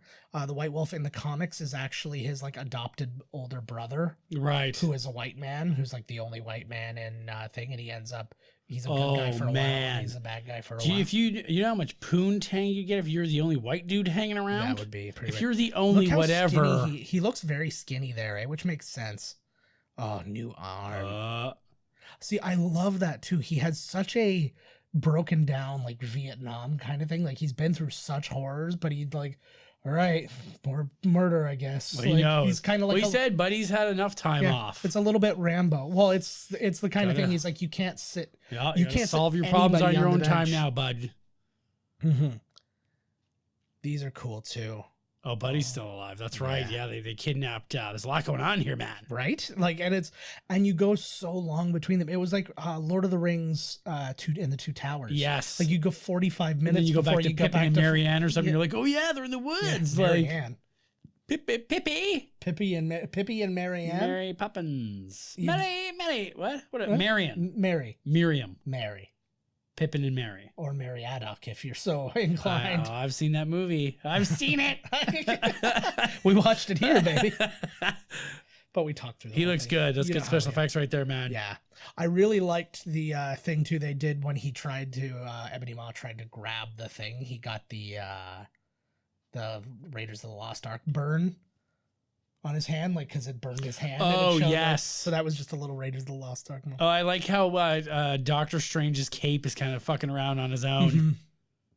I still want, I want so badly just for somebody to CG a guy in there, and I want it to be like a comedian, and it just give him lines, just like where he's like now just going around. He's like, oh man, I can't believe this shit. Like, it's like it's gotta be Kevin Hart walking around. Maybe a background guy. Oh my god. Oh yeah, I was thinking maybe Gilbert Gottfried. What a fucking catastrophe! Oh my god! Exactly. Right in the cunt. Right, that's in kind of stuff the cunt. That is something like. It's not something I would say, but it's something he would say. Playing a character. Mm-hmm. I read an interesting thing that I did not know about Joss Whedon. I don't know exactly how true it is, but it's what some cast members have said. They said that Joss Whedon, in addition to his own issues with like being kind of penned in like creatively, a part of that was he was not a huge fan of working with all these people. Who? Not like Joss Whedon. Not specifically these people, but just so many people. He's like, so many. Because in a movie, usually you would go, because these guys came so close together and stuff like that. So, but in a movie, you'd usually be able to go to somebody and like, because they can disagree. It happens all the time in movies where he's like, you know, they're like, oh, I don't think my character would do this, blah, blah, blah. But then they would have the discussion. But he's like, basically every time the Avengers came together and teamed up on him. Right. And they're like, no, it's got to be like, so it kept happening. So they were like, it would not have been in anybody's best interest for him to continue because there's no way he could have done with this many people. And I mean, I'm really glad. Don't get me wrong. I think Joss Whedon has such a strong place in this universe. Yeah, but his time is up. Exactly. It's like they're doing such a great thing. I love that. That's how they killed him. Right? He's dead. Maybe. Some other people like Thor survived. Yeah, true. Yeah. So anything could happen. Maybe that was just to trick us, the audience, and he'll be right back. That would have been the best if he had that little frozen thing, and then just right when his face goes to the thing, he just goes beep, like wink. Gotcha. Spider-Man, actually. Yeah. Well, they were both involved. He sealed the door. That was the part that actually saved them, so they didn't all get sucked out. I like the design of the ship, the design of how it's driven. I liked that too in Guardians. Like there wasn't somebody behind a helm. Everybody was like operating holograms and stuff like that to drive it. I like that they've invented new ways, because it's like they're not thinking like a human would. They're not thinking about a steering wheel. Yeah, exactly. Yep. I love that moment. That's what they see. Dr. Stephen Strange. Oh, we're using our made up names. It looks like they're underwater. Is this Aquaman? Is this truly Aquaman? Yeah, he's showing up. He's in this too. Oh my god. I'm everywhere. I was supposed to be Drax. Maybe it is to them. It's like floating in water, right? So it's kind of got a weird. Yeah. Well, I think that's just like their shield is like a liquidy kind of thing. Like I think that's like wide open. Yeah, it's like a liquid LCD display windshield. Yeah, you go. Those are new. Yeah. They're just tired of looking at space, so they changed it to water. You can change it to like a lava lamp. Yes. You can change it to the DVD that bounces around. I'm thinking the screen. Like the old Windows 95. Yeah, Windows 95. Or you can actually just have like a bar as if something's loading, but it never gets there. That would be fantastic. We get there when it's done loading. Yes. Oh my God. Are we there yet? Forever. One of the things they did in this, the Russo brothers really wanted to make sure that you remembered what each stone was for. So you'll notice after he obtains a stone, he uses the stone. So when he had the power stone, he uses the power stone on the ship to like explode it. And then when he got the Tesseract, he uses it to freeze Loki's hand. And then when he gets the Reality Stone, he changes Nowhere. And so as he gets each one, just so you have an idea of what they're supposed to be. So then when you get to the final battle, when he has all of them, you can, even at a subconscious level, better understand what he's like when he closes his fist and a color comes out. What's happening. That was really neat. It just showed that circle thing, you know, that they were traveling in from Earth. Like there's a shit ton of them, and they all click into the. Looks like a coaster holder or something, right? like you get a bunch of them in there. Yeah, that's pretty cool. Fucking ship is huge. Yeah, it's not small. Fuck your yogurt. Man, that was the best. Probiotics are for pussies. It was the sherbet. He used the thing. Oh, yeah. It was. I said soft ice cream, not sherbet. You really get a lot of human in his face. You see a lot of Josh Brolin in there. Yeah, which you see his eyes when they do close-ups of his face. You see his eyes. Yeah, but you didn't get that in like the first time you see him at the end of Avengers, like because again they didn't really have a design in place yet. They were just like threw him in type thing, right? So it's neat to see how much they've actually given him, and I feel like that must have been amazing for Josh Brolin too, just that he could. So he just likes to sit down there. Ain't even nothing going on, man. That's the thing I kind of love about Thanos is he's like, I'm just doing this mission thing, and the rest of the time he's like, I'm just sitting in a chair trying to find some peace. Watching old Miracle Children reruns. So yeah, this movie came out 5 days before the 10th anniversary of Iron Man. So can you like imagine we've been through all these movies and it was 10 years. And we've done them in the last 6 weeks. Boom. 5 weeks. We crammed 10 years of talking into this short, amazing, unfucking-leavable. Think about that. Wow. And all of the... We've aged. Yeah. Oh, God. But think like all of the speculation, all of the trivia, all of the reaction, like all of that, just we're cramming it into 2 hours at a time. Jam it right in. Like fists in my anus. Oh, now he's explaining. So what is his whole hard-on with killing half the universe? He explains... I think he's doing it right here. I think he just explained a little bit over there. The biggest part that he explains is actually when he's on Titan, when he talks about his world was dying because of overpopulation, essentially, and he said his solution was killing half of the people dispassionately. So it's not like because you were the rich and powerful you got to be exempt. He's like, you guys are gonna die just as well as the poorest people are gonna die. And they all thought he was crazy, and then naturally the world died. So now he's just doing it to the world to save them from not making the right decision, essentially. Right. Which I totally get. I don't want 3.5 billion people to die, but could imagine like the things that it would actually help if it happened. It was like overcrowding, crime, fucking food shortages. Yeah, but it's not like every planet is probably not. Maybe he's only doing the 50% of planets that are overpopulated, or is he doing this everywhere? So like maybe you have a planet where they're not overpopulated, they're doing great, and he just took 50% of the people. That I couldn't or whatever. Yeah, that I couldn't answer. But he does make a point of that with his daughter, saying like he did that to her home planet, and he's like there no child is starving anymore, and that's she plays up the pain really well too, considering like she's I still cannot believe she is the girl from Jumanji. I know. Oh, so good. I know. Like, well, talking about good makeup people, like holy shit. But I guess when it's just all makeup too, it's really hard. So here's a question before I forget. Yeah. Is Thanos' relationship with her the entire time so she could find the Soul Stone for him? Like, did he take her off that planet from the very beginning, knowing that eventually he was going to do this, seeking out the stones, and he could use her? I'm going to say no. I'm actually going to say that he didn't even think about finding the stones until later on. Right. Because otherwise, I think that he, rather than going from planet to planet and killing everybody, he'd have been spending his time looking for the stones. Oh, if he could just do it in a snap instead of... Oh, so he's just taking the easy route. He's being lazy. Yeah, exactly. So, well, but at the same time, I think he believes it's being merciful. He's like, then I don't have to go and butcher people, and I did, and like pull just break apart into leaves. Yep, it's kind of how I want to go. No way. But I want to be ripped apart by ravenous, naked tribeswomen. Yeah, but I think that I think essentially, oh, good God. And you can see, I like that they did the effect of, you can see which ones are lighting up when he's using a power. Like, he's not using the redstone right now. He's not using the reality What's that gem. one again? That's the reality gem. That's the one where he can, like, change reality. But... So what's with the scratches on his face? Is that also the cat? We're going to find out later that it was also Goose. That's amazing. Watch his face.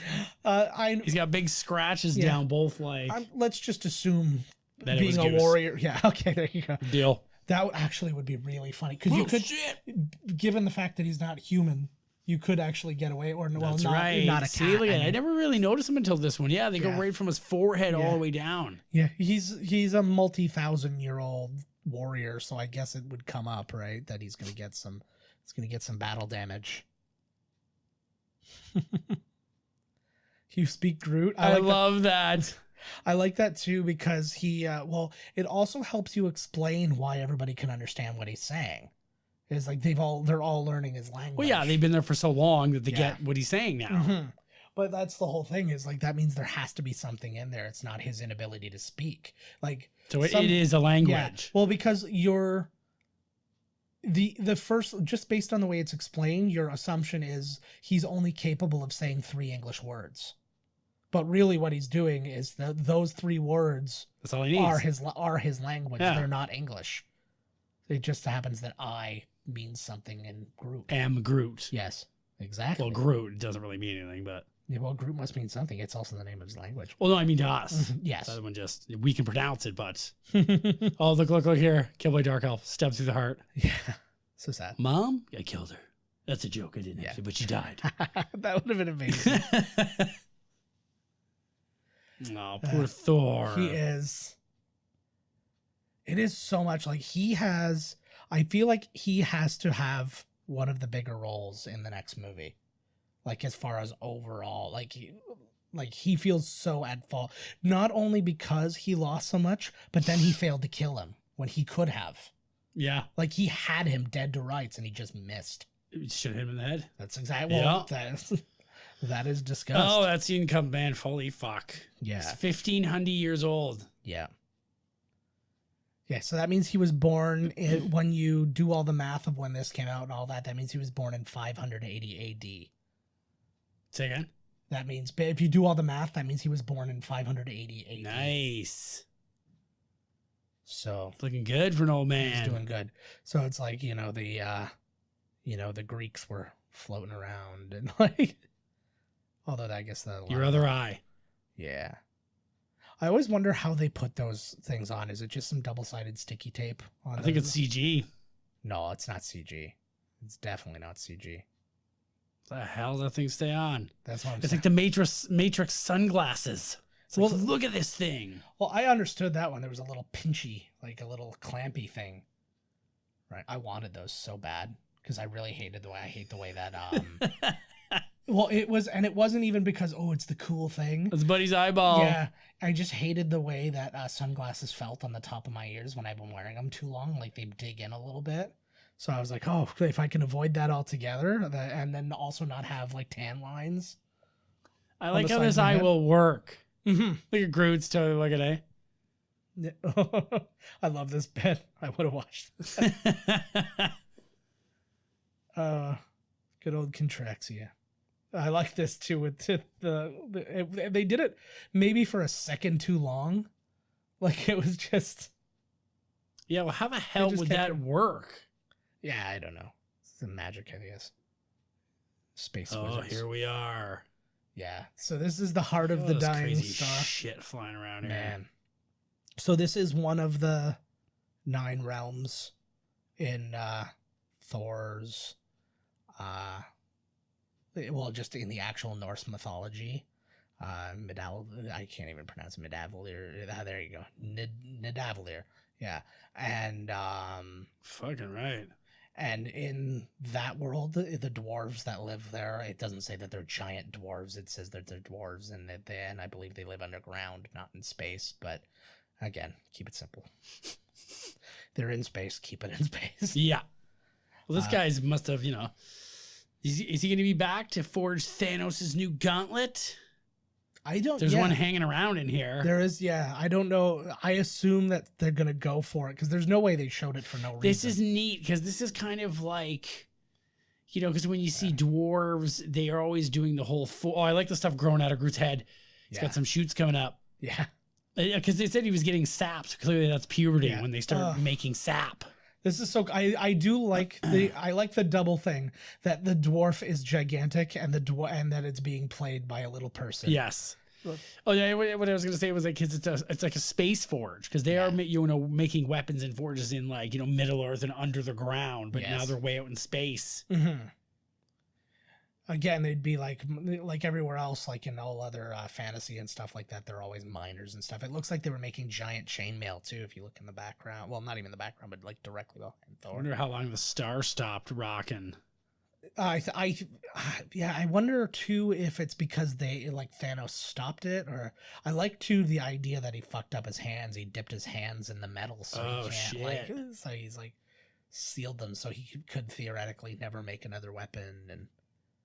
Is like, that his backstory? Well, that's what he actually explains here. He's saying like he basically made him make the gauntlet and then he ruined his hands.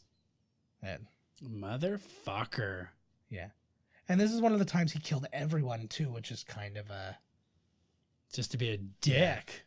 I think it has to be one of those... It's so that nobody can make one of those things again. So nobody can make a weapon here to come and stop him, essentially. Also, you can't come here and half the people be here and have the same drama of the scene.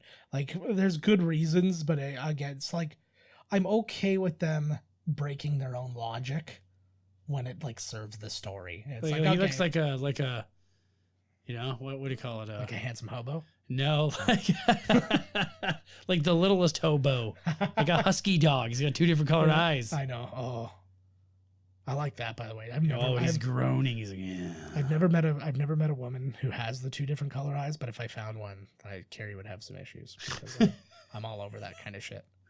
Oh, it just popped her eye out. Mm-hmm. So he looks like a star. Oh, he looks like a Stargate Matt guy. So there's a scene here. She sends a quick message to she sends a quick message here to the Guardians, but in the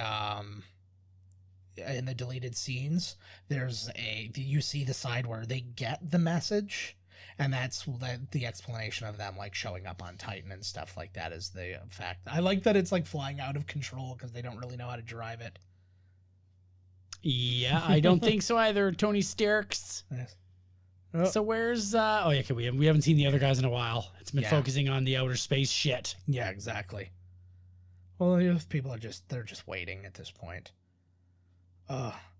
Again, like it's the little decision, like design decisions I can't even wrap my brain around. Like, what was the decision behind these giant things in the ground, and like these are their buildings and stuff like that. It's just is it called Titan because Titans live here? I don't know. Well, it's really weird because it's also would then suggest that it's Titan, like the moon of Saturn, which it's not. It's like way far away. It's like, because it looks like all types of other shit has crashed on here or something. Yeah. Well, it doesn't look like this place is doing too hot. No. Well, that's kind of the point, which they explain when Thanos gets here, and you actually get to see what Titan looked like when it was good. Oh, kiss him. Whenever he's upside down, he should be kissed by somebody. I get him, Tony. You know, he's been thinking about it. That would actually be kind of funny if you just walked past him and he just kissed him on the forehead. And then he just is kind of like, what the hell? Whoa. This is a great moment. Again, just to see some bad guys fight each other. All right. Or some good guys fight each other, I mean. This was a good idea. Was the idea to just have like the comedic moment fight with Drax was just good thinking. I like too Drax is the comic relief pretty much. Yes, he is. And I like watching Star-Lord got Stark's there pretty good. Don't put your eggs in me.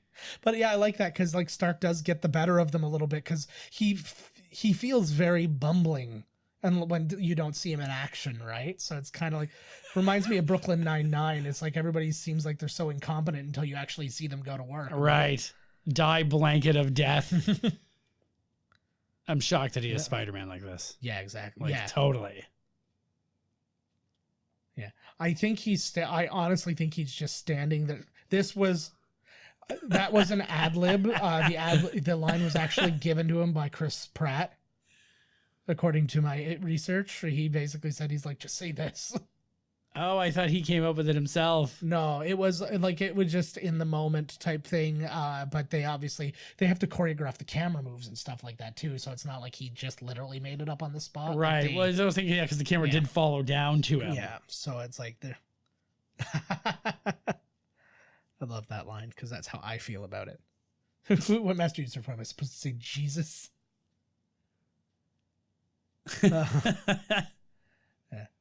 It's my only issue. I don't mind the Iron Spider costume, and I understand the point of it, especially for this because he's in space. I would rather him be in the regular costume, like for Earth movies. Yeah, but I think will probably end up being the case in the next one. In the next one, I feel like that's just too much suit for him for his everyday thing, or he'll get a new suit that looks more like the old suit but has the same functionality or whatever. Because my only issue with it is that it's shiny.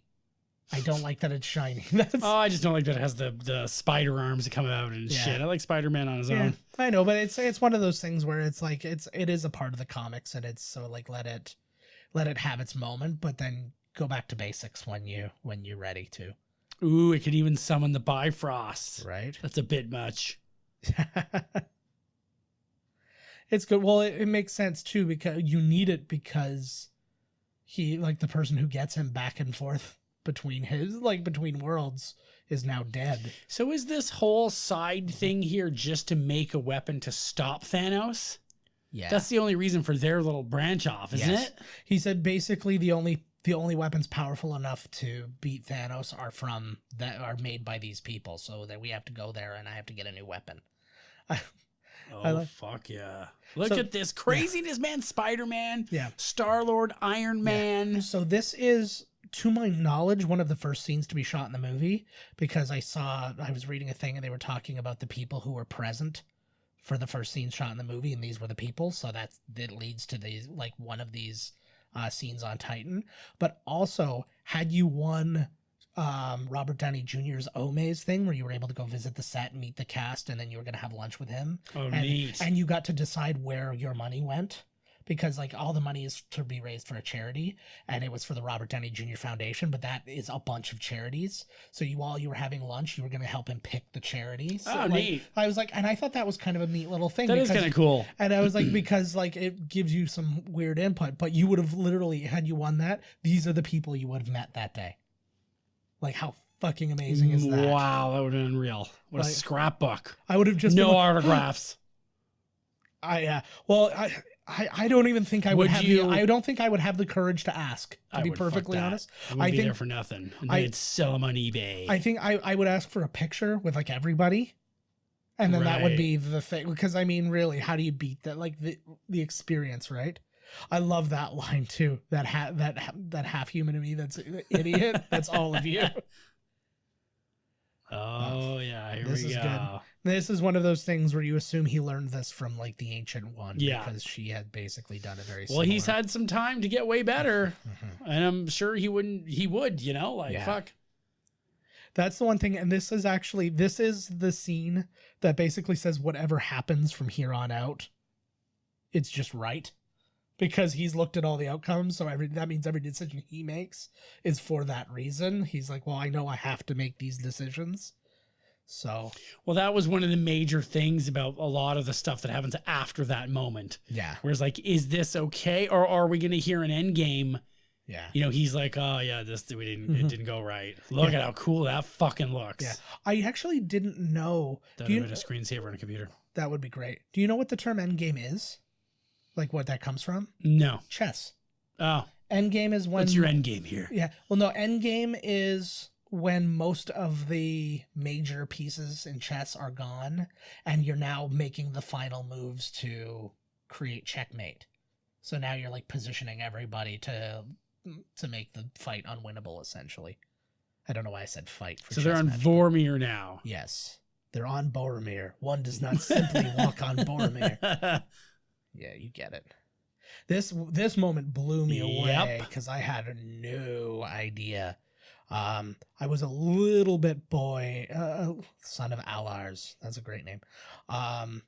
But this... right here too. Yeah.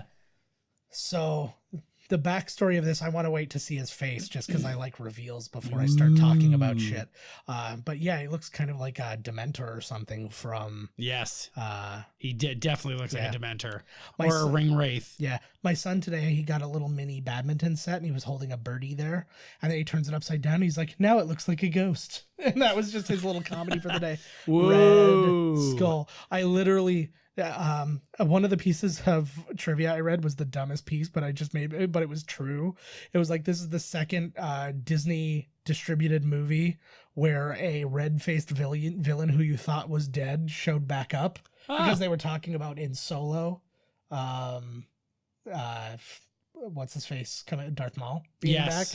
Even though if you watch the cartoons, that is a strange one to take note of, but it's true. That's just somebody... That doesn't make it not true. Yeah, that was somebody trying to come up with something that wasn't already in the trivia for this movie. And then we find out later that it's not even Red Skull, it's Skeletor, and it's not. It's a Skrull. Yeah. So this is Ross Marquand playing Red Skull, not Hugo Weaving, but it's Ross Marquand, who is a well-known... he was in... or is in Walking Dead, but he's also a really well-known impressionist and comedian. And so he's just doing some Hugo Weaving because basically Hugo Weaving did not care for the makeup of it all. He didn't like it, eh? It's just like, it's too much, it's too whatever. And he had said he had no real interest in coming back to the role. I wonder how long he was sitting in the chair for. I don't know. It's again, that's the kind of thing, like, that's why I think you need to talk to them at the very least, because like Drax, all these different people, their makeup times have gone down so considerably. And given that only his face needs to be done. That's the thing. It was like, it's probably not that long. I was like, it's probably 4 hours or something. I was going to say probably 2 because so much of his face is covered. It's probably much larger pieces. It's probably only small pieces are only like around his like Nose and mouth and eyes. Yeah, I'm pointing at it. Thank you very much for actually like verbalizing it the way that you're supposed to. Oh, look at this. Here we go. See, this is what I like about our dynamic on the show. One of us is going to be reasonable. If I'm not doing it, you're going to take care of it for me. Screw you, dog. Yeah, what the fuck? That dog. I'm going to murder that dog.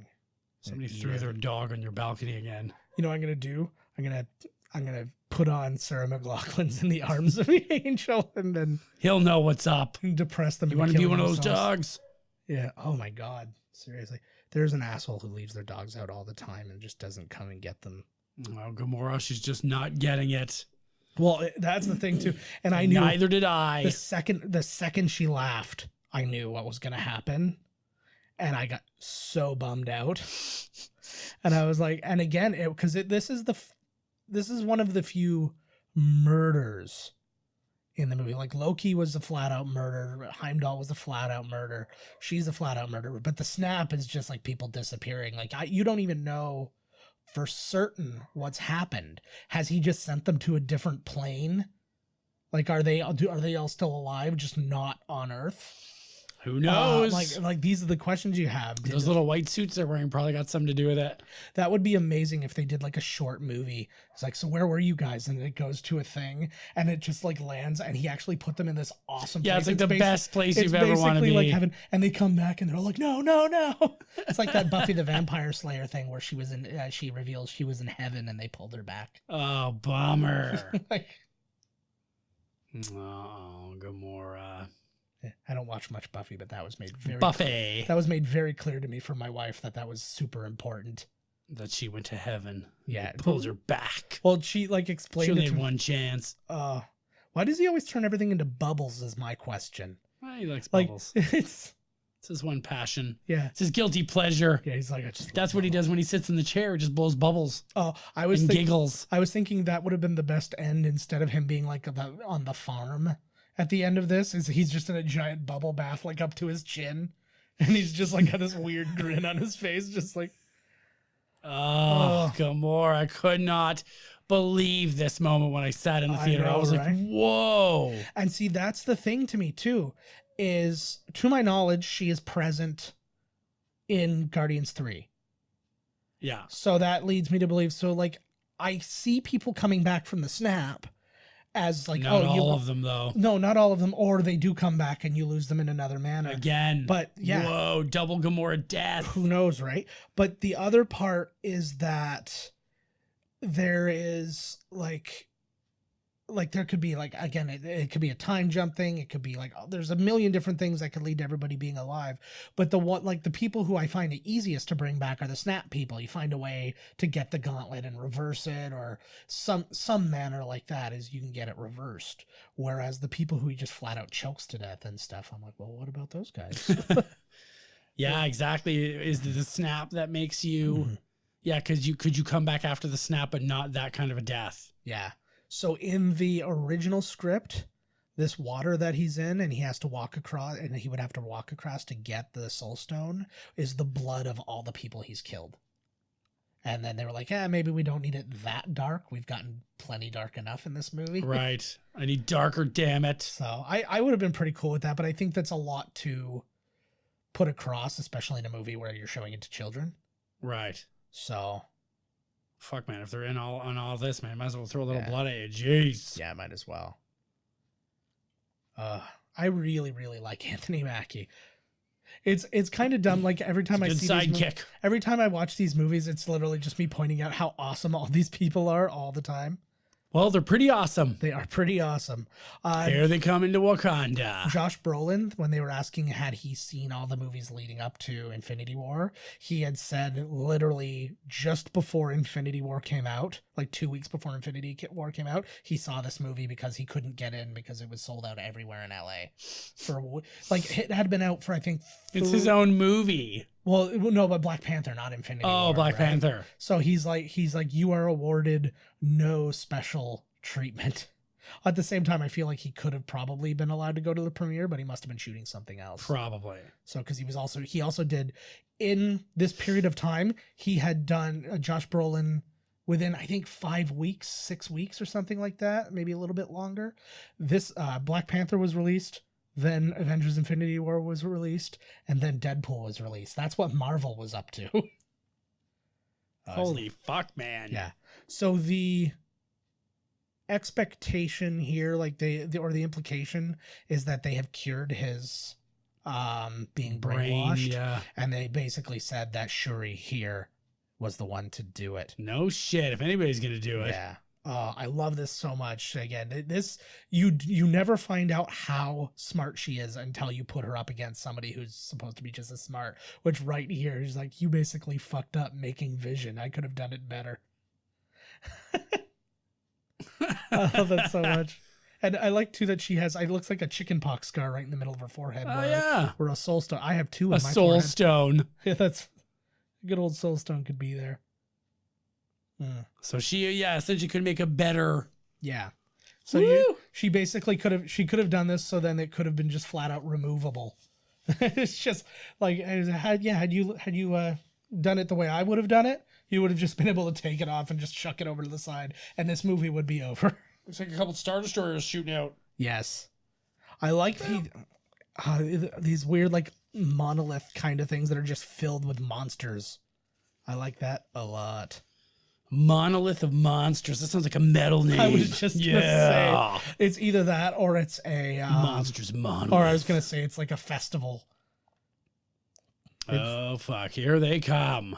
It's a Kansas City. I can't believe it's starting already. This movie never fucking stops, man. No. I thought they were gonna have a little bit of, talking downtime there. Holy shit! How's this not ripping the whole planet apart? Like, I have put out that this is my favorite Avengers movie, but I may actually put out that this might be one of my favorite movies. Oh, totally. Like, it was. This movie fucking rules. It is just like out there crazy.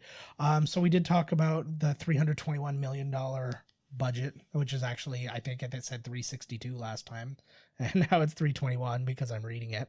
It opened ahead of A Quiet Place and I Feel Pretty and Rampage and Black Panther. So Black Panther was still in the top 5 when this movie came out. Holy so shit. You know how well it was doing.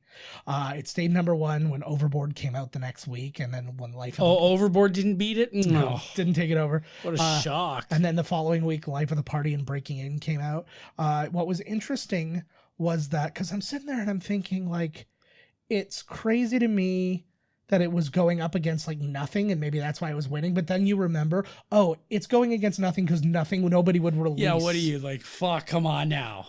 Pick your battles, man. Exactly. And it's like so people were putting off their shit. It then moved to number 2 when Deadpool 2 came out. So that means Josh Brolin just stayed in number 1 for an additional, like, for a 4th week. And then Solo came out the week after Deadpool 2, and it took over as number 1, and then so it was number 3. But it was it was top 5 for I think like 8 weeks or something like that.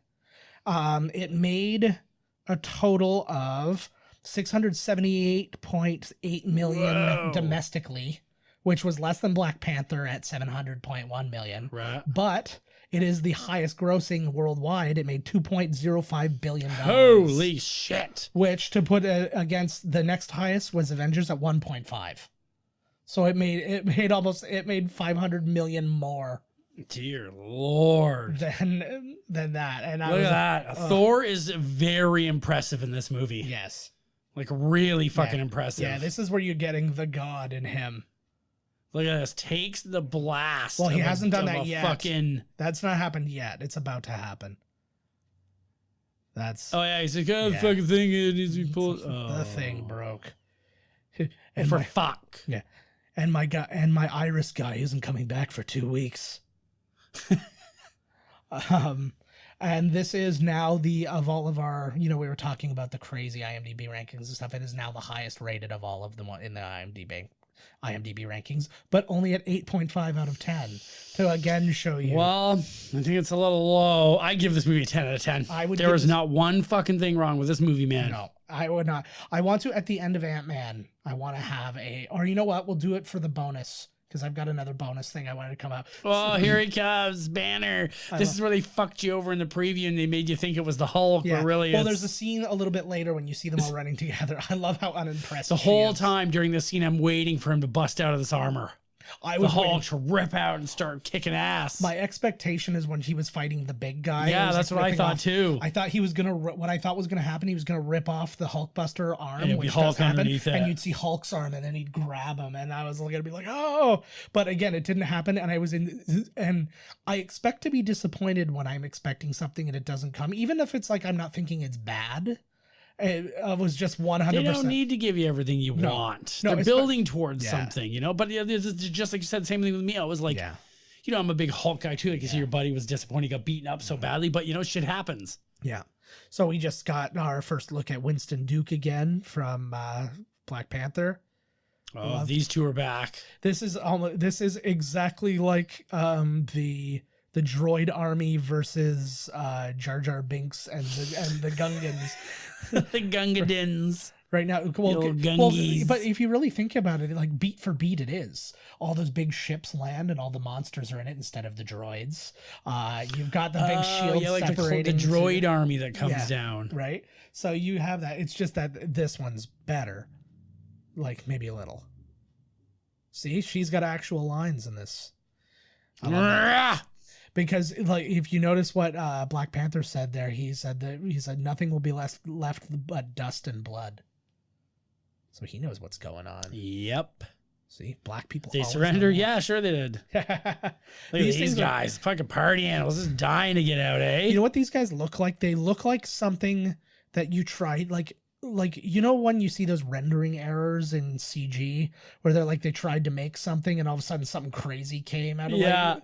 Like that's what they look like. They look like they were trying to make one kind of monster and a totally different monster came out and they're like, it's even better. Oh, great. Because it's got extra limbs and they run like animals or on their just like on their back legs and stuff like that. It depends on the terrain. This is what a shield, huh? Yeah, I'd like to get the numbers on how many of these things there were, because like literally they're dying by like the tens of thousands just trying to get in, right? Just to get through. Yeah, it would have been amazing. Cockroaches. It would have been amazing if they just couple of them are getting through. It would be amazing if they just underestimate. They look kind of like a mix between Venom and the Quiet Place guys. Quiet Place and a little bit of the Tremors from Tremors 2.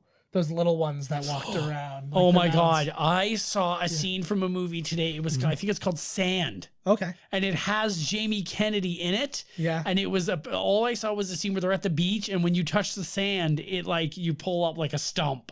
Oh, really? So it was like Tremors. Oh my God. It was, I have to find it. And Jamie Kennedy was in like Tremors 9. Yeah, exactly. That's he was buddies with Michael Gross's right-hand man for like 3 of them. God, it must be really nice to be like War Machine and Falcon in this scenario. You do not have to, because they're not coming up to get you. Those things can't fly. Yeah, actually, they don't have any flying ones. They should have some with some big bug wings or something that can fly around. Well, they have the other people who like shoot and stuff like that. I liked that bit where he started chanting that Imam Bay thing, and all the Black Panther actors, like all the Wakandans, started doing it. That was something that I guess they were doing before. Like to get all jazzed up before a scene or something? Like they all knew about that, but none of the non-Black Panther actors knew about it. So they just started doing it. So all the reactions you're seeing are real. Are them just going like, whoa, like that's awesome.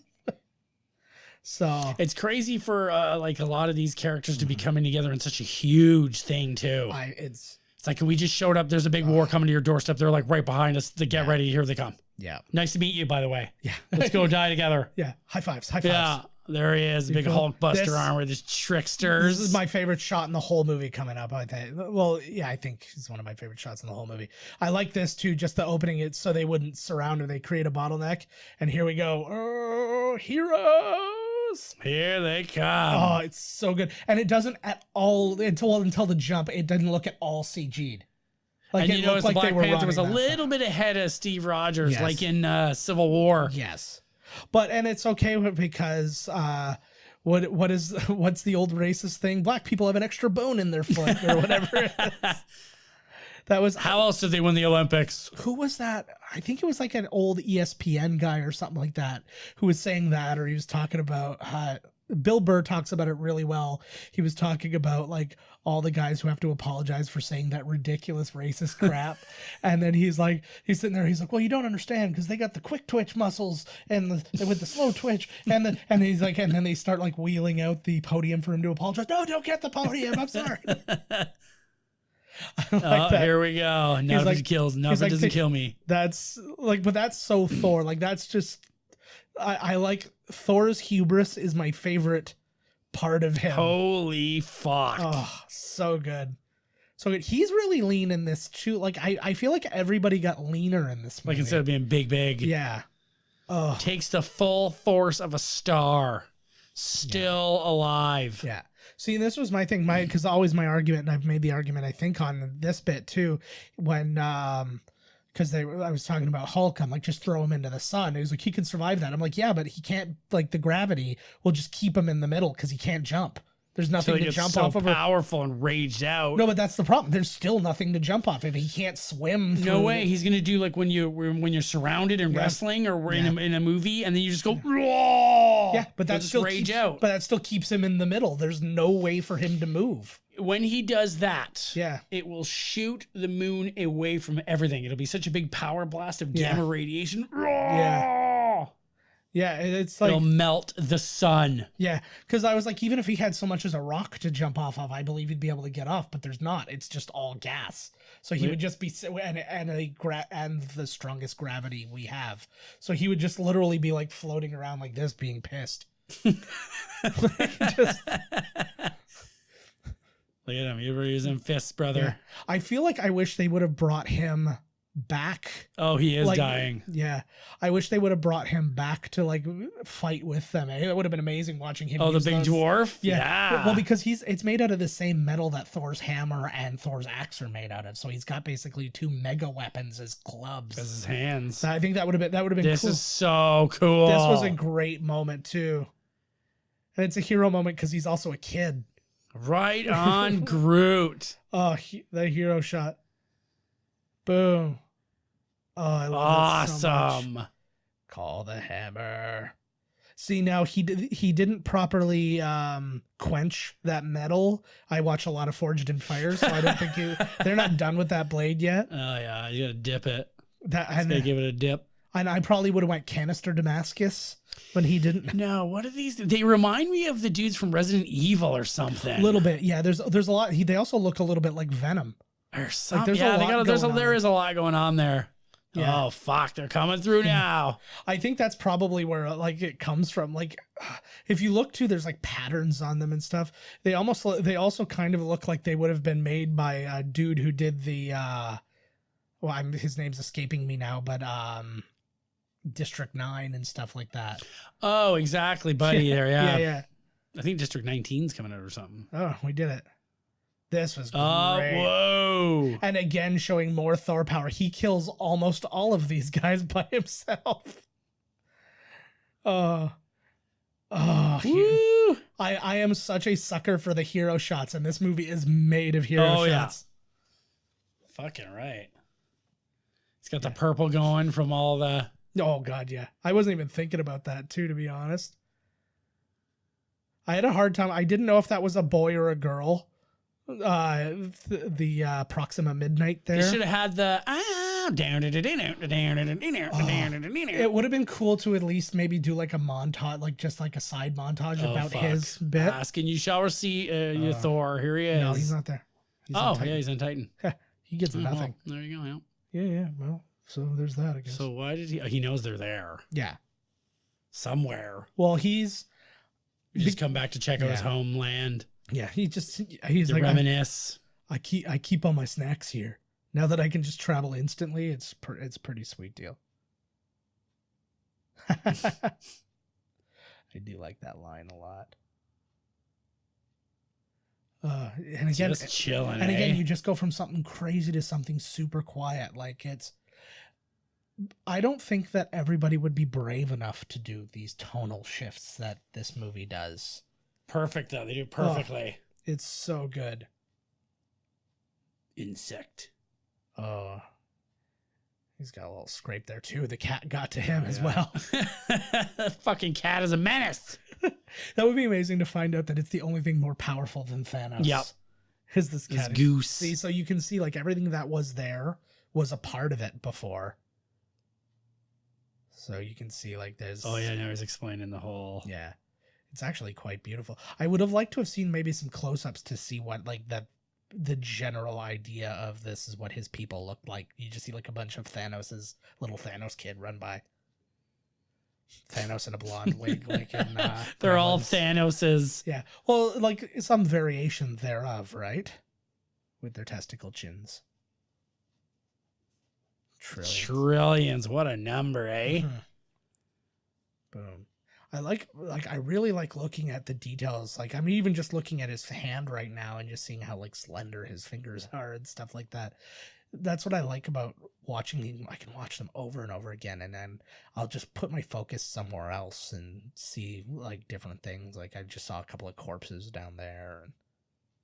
Yeah, there's definitely a lot of shit going on. Mm-hmm. But you're right. Like, it's crazy to think how many people, like, when you see the preview or the credits, like, how much goes into this. Oh, here we go. Boom. Yeah. Well, there goes your quiet moment. Ruined by Tony Stark. Yeah. Oh, here we go. Oh, just the end, like, just the rage of it all. But again, you can see each individual thing light up and...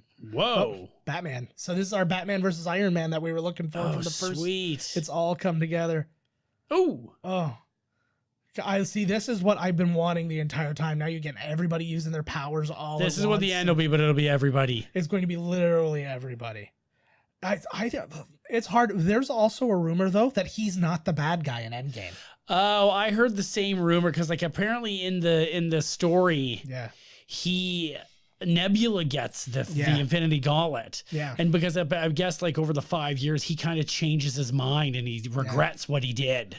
Well, and that's there's that, and then also he gets he gets severely damaged at the end of the movie. Like, there's actually things when I was reading up, the things I didn't even notice that we'll talk about when we get to it. This is the thing that I was so fucking, like, you know, in awe of the movie that I totally, and the second time too, I totally missed the shot of the gauntlet being all fucked up. Oh, I didn't miss totally that. missed it. But apparently his arm. But apparently his arm is also just like burnt to a crisp. Like, so he is a hurt man when it's all said and done. So maybe he'll be too weak. Maybe he won't be. He'll be easy to defeat. Yeah. It'll be always Nebula's move is to crash her ship into you. I'm so glad that I think the way they developed her into a good guy, per se, is so amazing. Oh. Whoa. Yes. That was neat. Yeah, was it like a boomerang? Yeah, or something. Or did she call it back to him? So these are, it's called like the unbinding, like something of Cyttorak or whatever. I was reading about what the spell was. But Cyttorak is the name of the demon that the stone comes from that gives Juggernaut his powers. Ah. So that's like a whole, like a full-on like Marvel tie-in. Of course, in Deadpool. Because his powers are magical as well. Yes. A Juggernaut. Yeah. Now, I don't entirely understand what he is in the X-Men universe, like when he's in Deadpool and stuff. I know he's a mutant in the in Last Stand. Yeah. But well, no, he's not a mutant. No, in The Last Stand, he is. Oh, okay. They made him a mutant, right? Okay. Because there's that bit where they take away his mutant powers, like when that leech guy comes and he loses his powers, which wouldn't happen if they got him from a stone. He would, because he only steals like mutant powers. But in oh fuck, here we go, Quill. Oh yeah. Fuck. This is so good, but oh man. It's one of those things that makes you so mad because it's like you could get the thing first and then ask the question. He could be sitting there helping, and it comes so close too. That's the thing. Like, they did a really good job. It's like right at his fingertips, pretty much. Mm-hmm. Oh, it is like so sad still too. Like just you can see that because the thing about Mantis is she has to feel the feelings. Like, she doesn't just say, oh yeah, by the way, this person's sad. She feels it. She's experiencing it. So she's having to do some extra acting while she's in the middle of this struggle. But then, yeah, it's like putting that would be together. so strange if Thanos isn't the bad guy in the next one after there's like no retribution. He's just like, I feel sorry for what I've done. Don't punish me. Now somebody else has it. There's definitely going to be involvement, but I think I have a feeling again it's going to be another timeline related thing, right? And I think the Thanos that we leave here is there, and then when we switch around, we go back in time or whatever to a Thanos, maybe another dimension or multiverse. Look, yeah.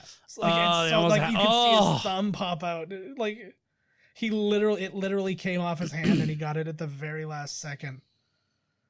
Oh, I see. He's got roll cages. Oh shit, Doctor Strange. Yeah. See, and those are supposedly like those ropes that he creates are supposed to be What like was that? That was just the Power Stone, just stopping them in their tracks, shooting some power out. Yeah. Oh fuck. Oh, this is crazy. When they explodes. When they showed the very first preview to people, I don't think it was even a preview. It was a scene, and it was this one. Yeah. Because I remember it was at a Comic-Con or something, and I read, holy shit. Yeah. Ugh. I read the description of the scene, and it was like, and then Thanos pulls the moon down, and they were like, well, if you think it was going to be crazy, it was like, you don't even expect how crazy it's going to be. I'm quite glad, like, we always make a pretty special effort to not see as much as possible. Yeah. And I'm so glad that I didn't see it, because like literally everything, I was just so in. This is a great shot too. Again, I don't know how they make the decision. I feel like as a writer, I would literally have a bunch of names in a thing, and I would be constantly strategically moving them around. So going, okay, these are all the people who are together. Who can I get to something fun together? Pull it out. Oh, Bucky and Rocket. Okay, what can I do with Bucky and Rocket? That would be fun. This was ad-libbed by the two of them. You've copied my beard. Yeah. There's no tree. So I guess his name is that's funny as hell too. Like again, like the most serious guy in all the movies gets a fun joke. That always makes me happy. But it kind of makes me feel like Groot's actual name is Tree though, because if he just said, whoa, because dude speaks Groot. Holy shit. See, when this came up, I was kind of disappointed. I thought like a giant monster was gonna come up. Yeah, me too. But it's these badass things. Yeah. It's like the little versions. And they just broke off of the. Oh yeah. That's why, like, if you look at a Gillette like Quattro or a Chic Quattro underneath the thing, that's what you're seeing. A Chic Quattro. Just a bunch of those. Oh, but they just took out two. Holy fuck! Yeah. Look at these things. See, this is your girl power scene for this movie too. See, that's the thing. It's like that's why it was. They look like they're wearing Bane masks as well. Yeah. Like, man, that thing is made up of everything. I feel like they're the Rorschach test of like monsters. You just movie monsters, yeah. Which means you also see Rorschach from the Watchmen. From the Watchmen in there. Oh, but he's still going. Oh fuck. Yeah. He is. This is the husband due to the other girl. Yes. To me, he seems like the weakest of all of them because because they give him nothing. Right? Like they just. Well, like they said, some of them had to sacrifice a little bit. I know.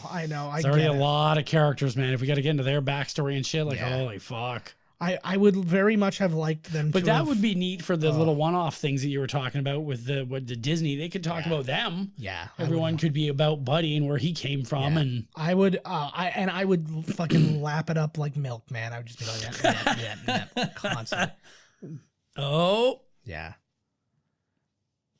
I don't think so, baby. She's not badass bitches. She looks like she goes to Gila's like hairdresser and stylist. I could totally do with an you know how they've had like other Avengers, they've had like the West Coast Avengers and all those types of things. I could do with an all-woman Avengers. Hell yeah, look at this sweet team up between these two, Black Panther, whatever. Yeah, but but imagine Captain Marvel at the lead with Scarlet Witch, Black Widow, and her, and Gamora, and like that'd be a badass thing, man. So here's this. See, even he admits that it beat up the Hulk. Yeah. This is so good. Just the constant fight. This is where I thought the moment was going to happen, and in the end, I am kind of glad that it didn't. See, that's where Me I thought too. It's building to something. It is. It absolutely is, and it will pay off because they have not fucked us over once. No. So. And I also like it too. It's one of the only times Banner gets. It's one of the only time Banner gets to be a hero himself. Because like he's like, okay, fine, I'm gonna do the thing you won't do.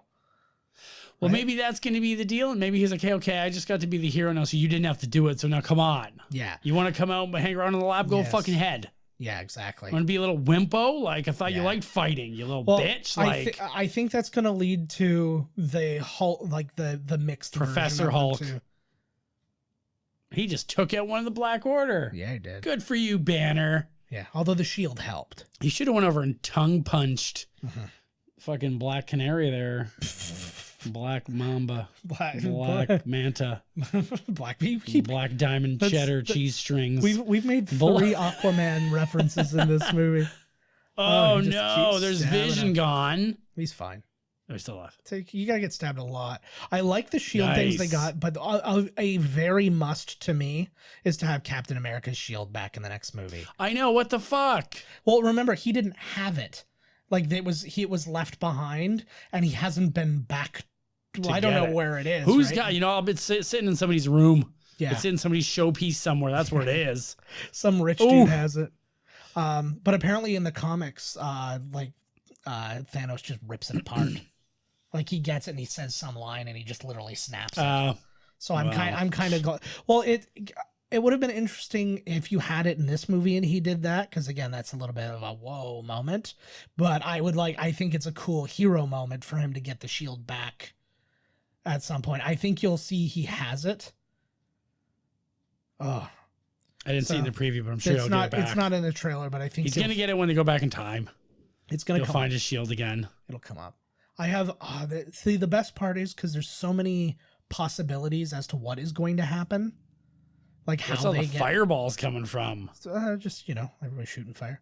Well, it's still things falling from space when he pulled down that like moon, the moon or whatever it was. Right. This is just like the leftover. Look at Spider-Man grabbing everybody. Yeah. Oh, I like Wizard. Yeah, I do like wizards. I've always been a fan. Woo! Oh, and to see these are things that are very hard to sell, are all these like shooting things back and forth, but some people get away with it. Like I like the way they did it in the Star Wars prequels when like they were shooting the lightning back and forth and he like absorbed it. That was a cool shot right there because Thanos thought something was going to hit him and it turned out to be butterflies and he kind of flinched. Yeah. He should get 2 for flinching then, right? You're right. Yeah. Or are these the ropes? Doctor Strange is doing very well against him one-on-one. Yeah. It's everybody has their... It's just every fucking thing that happens is like, holy fuck, man. There's just so much going on. Oh, it's hidden, baby. Everything's fake in these movies. Everything's always it's like a Mission Impossible movie. Yeah. I like to the Russos very specifically made, because I guess in the comics there's no rule that he has to close his fist to use the gauntlet. Right. But they made it so everybody would have a fighting chance, or literally he could just stand there and just like be thinking and just like everything around him, right? So they were like, okay, we have to keep his fist from closing, and then that makes the fight. And that makes it a much more realistic fight too, for how powerful he apparently is, right? Boom. I forgot that they fight for this long here. Yeah. Boom. I like too look. He's got his Thanos hand closer like thing that he made. Good thing he came up with that. Yeah, exactly. Well, I'm sure. Or hand opener. It was like a big hand. Like Well, it was just. I assume it was just something he would attach because it had like a rocket thing. Ooh, he just made it bleed. Yeah, he did. Oh. And then again, he's just like he does like what we did in our fight scene in that NAFTA thing where you did like the blood and you're like, Which is like we ripped off from like old like kung fu movies. So this is where they put they put the jacket on him here or something like that when he doesn't have his helmet on or whatever, to make it look like he was just fighting him. Like it's there so you wouldn't see that his armor was all fucked up. Boom. It looked like he could breathe on Titan anyways. Yeah. Whoa. Yeah.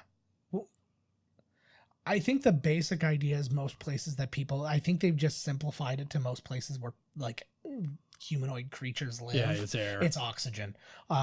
Even though theoretically, like something that's exactly like us could theoretically be breathing hydrogen. But whatever. He just said he respects Tony Stark. Yeah, he does. He's got the honor of the warrior, man. And the one thing he actually says too, every single person he says he'll spare in this movie is spared, even after the snap. What about Spider-Man? He doesn't say he'll spare Spider-Man. See, he says he'll spare Nebula, and he does. He says he'll spare who else? Well, Tony here, and I think he says somebody else too. I can't remember. So he must have seen that they have to rumble, and he's got to give them the stone. Yes. Tony Stark's fucked up. Yeah. And actually something that I only half noticed in the movie is when the snap happens, the only people, well, not the only people, but all the main people left are all the original Avengers. Yes. And it was like, I did notice that, but I think because and I also didn't notice exactly, but the 12 people that are on the Avengers Infinity War, exactly 6 of them, like exactly half of the people are gone in it. So it's not like, there it is. Oh, give it to me. He just eats that one. Did he take? Oh, he's got them all. Yeah. No, he's missing one. Oh, he's missing the big one there. He's missing the Mind Stone. That's the Thumb Stone. That's the one he sticks in his asshole when he's trying to come. Boom. Ooh, I could just stick that gem right up there, across the border. Whoa. Hey. Oh yeah, Peter Quill. I'm not done shooting at you. So I forgot in the next one, like Tony's kind of healed. Like he just got stabbed horribly. Yeah. He's sealing himself up. He's injured. He's just. I think we're right through him. Yeah. So you can have through and throughs. Did we just lose? Yep. Yeah. See, this is my thing. I think I would have understood immediately. I'm really glad they went with the title Endgame. I think that it was the perfect choice to make. Oh, he's so badass. I know, this guy's killer, eh? I want him to hug me. Really. Because I feel like his hug would be very powerful. Holy shit. Like Thor just ripped the fuck out of that place. He just 9/11 to that ship. Oh, he was about to do it again, but they couldn't afford to blow that one up too. It's like the budget's going to go over $400 million if we have to blow them all up in our face. Oh, he's here. That would have been the best. I want some little girl sitting there. Again, I would like movies like this, you want to have your fun and like do your fun little things, but it's like a movie that has this kind of budget. It's like, I don't want to waste $1 of the money. It's like, so I wouldn't fuck around, but it's like, if this was like an Apatow like movie where you're allowed to like line-orama for a while. Right. Like I was like, I'd be delivering it every other way, being like, he's here. You use whatever one you want. Oh fuck, there he is. Nice. Stone doesn't look like it's big enough to fit in that hole there. I know, but it's also in him a bit too, I think. Is the point. Because it's like not just like sitting on the surface, I don't think. Oh fuck. I like that he had to be told that was him. Well, you never know. He might be the guy that comes before him. That'd be amazing. Like, oh fuck. This is the second last boss. I'm Ron, scout to Thanos. Oh, so like... Oh, stuck. I like the slowdown of this, too, because we've had so many fast-paced battles. So to have... Because you know this is leading up to the last moment. So to be able to have it all... Oh. It would have been cool to see him use or absorb Black Panther's power there. Like, he tries to use it against him, and it just basically all goes back at Black Panther, and he just goes flying. Instead of he got the old lip quiver.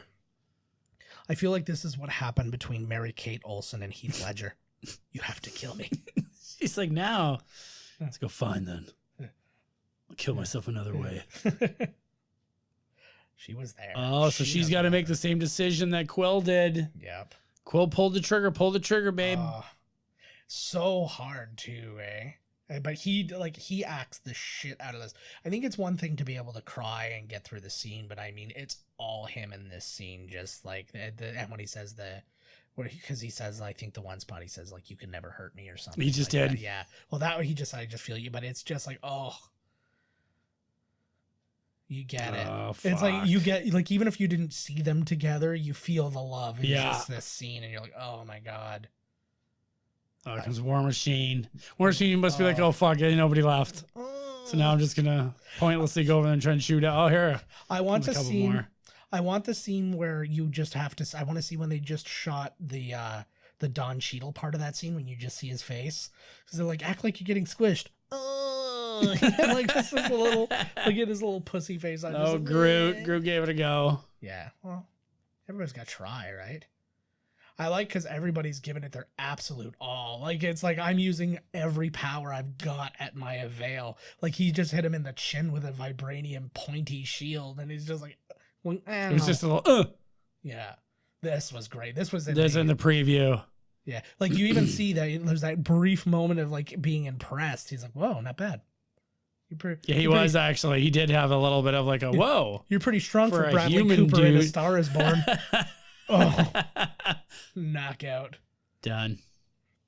Oh, and again, like, If only she wasn't full powered up, right? Yeah. Like on her full power, she might have had a chance against him. And that's the thing. It's like, will we see some of that? Like, that's my favorite thing about Endgame is how many questions I have. Like, everything is a bloody question.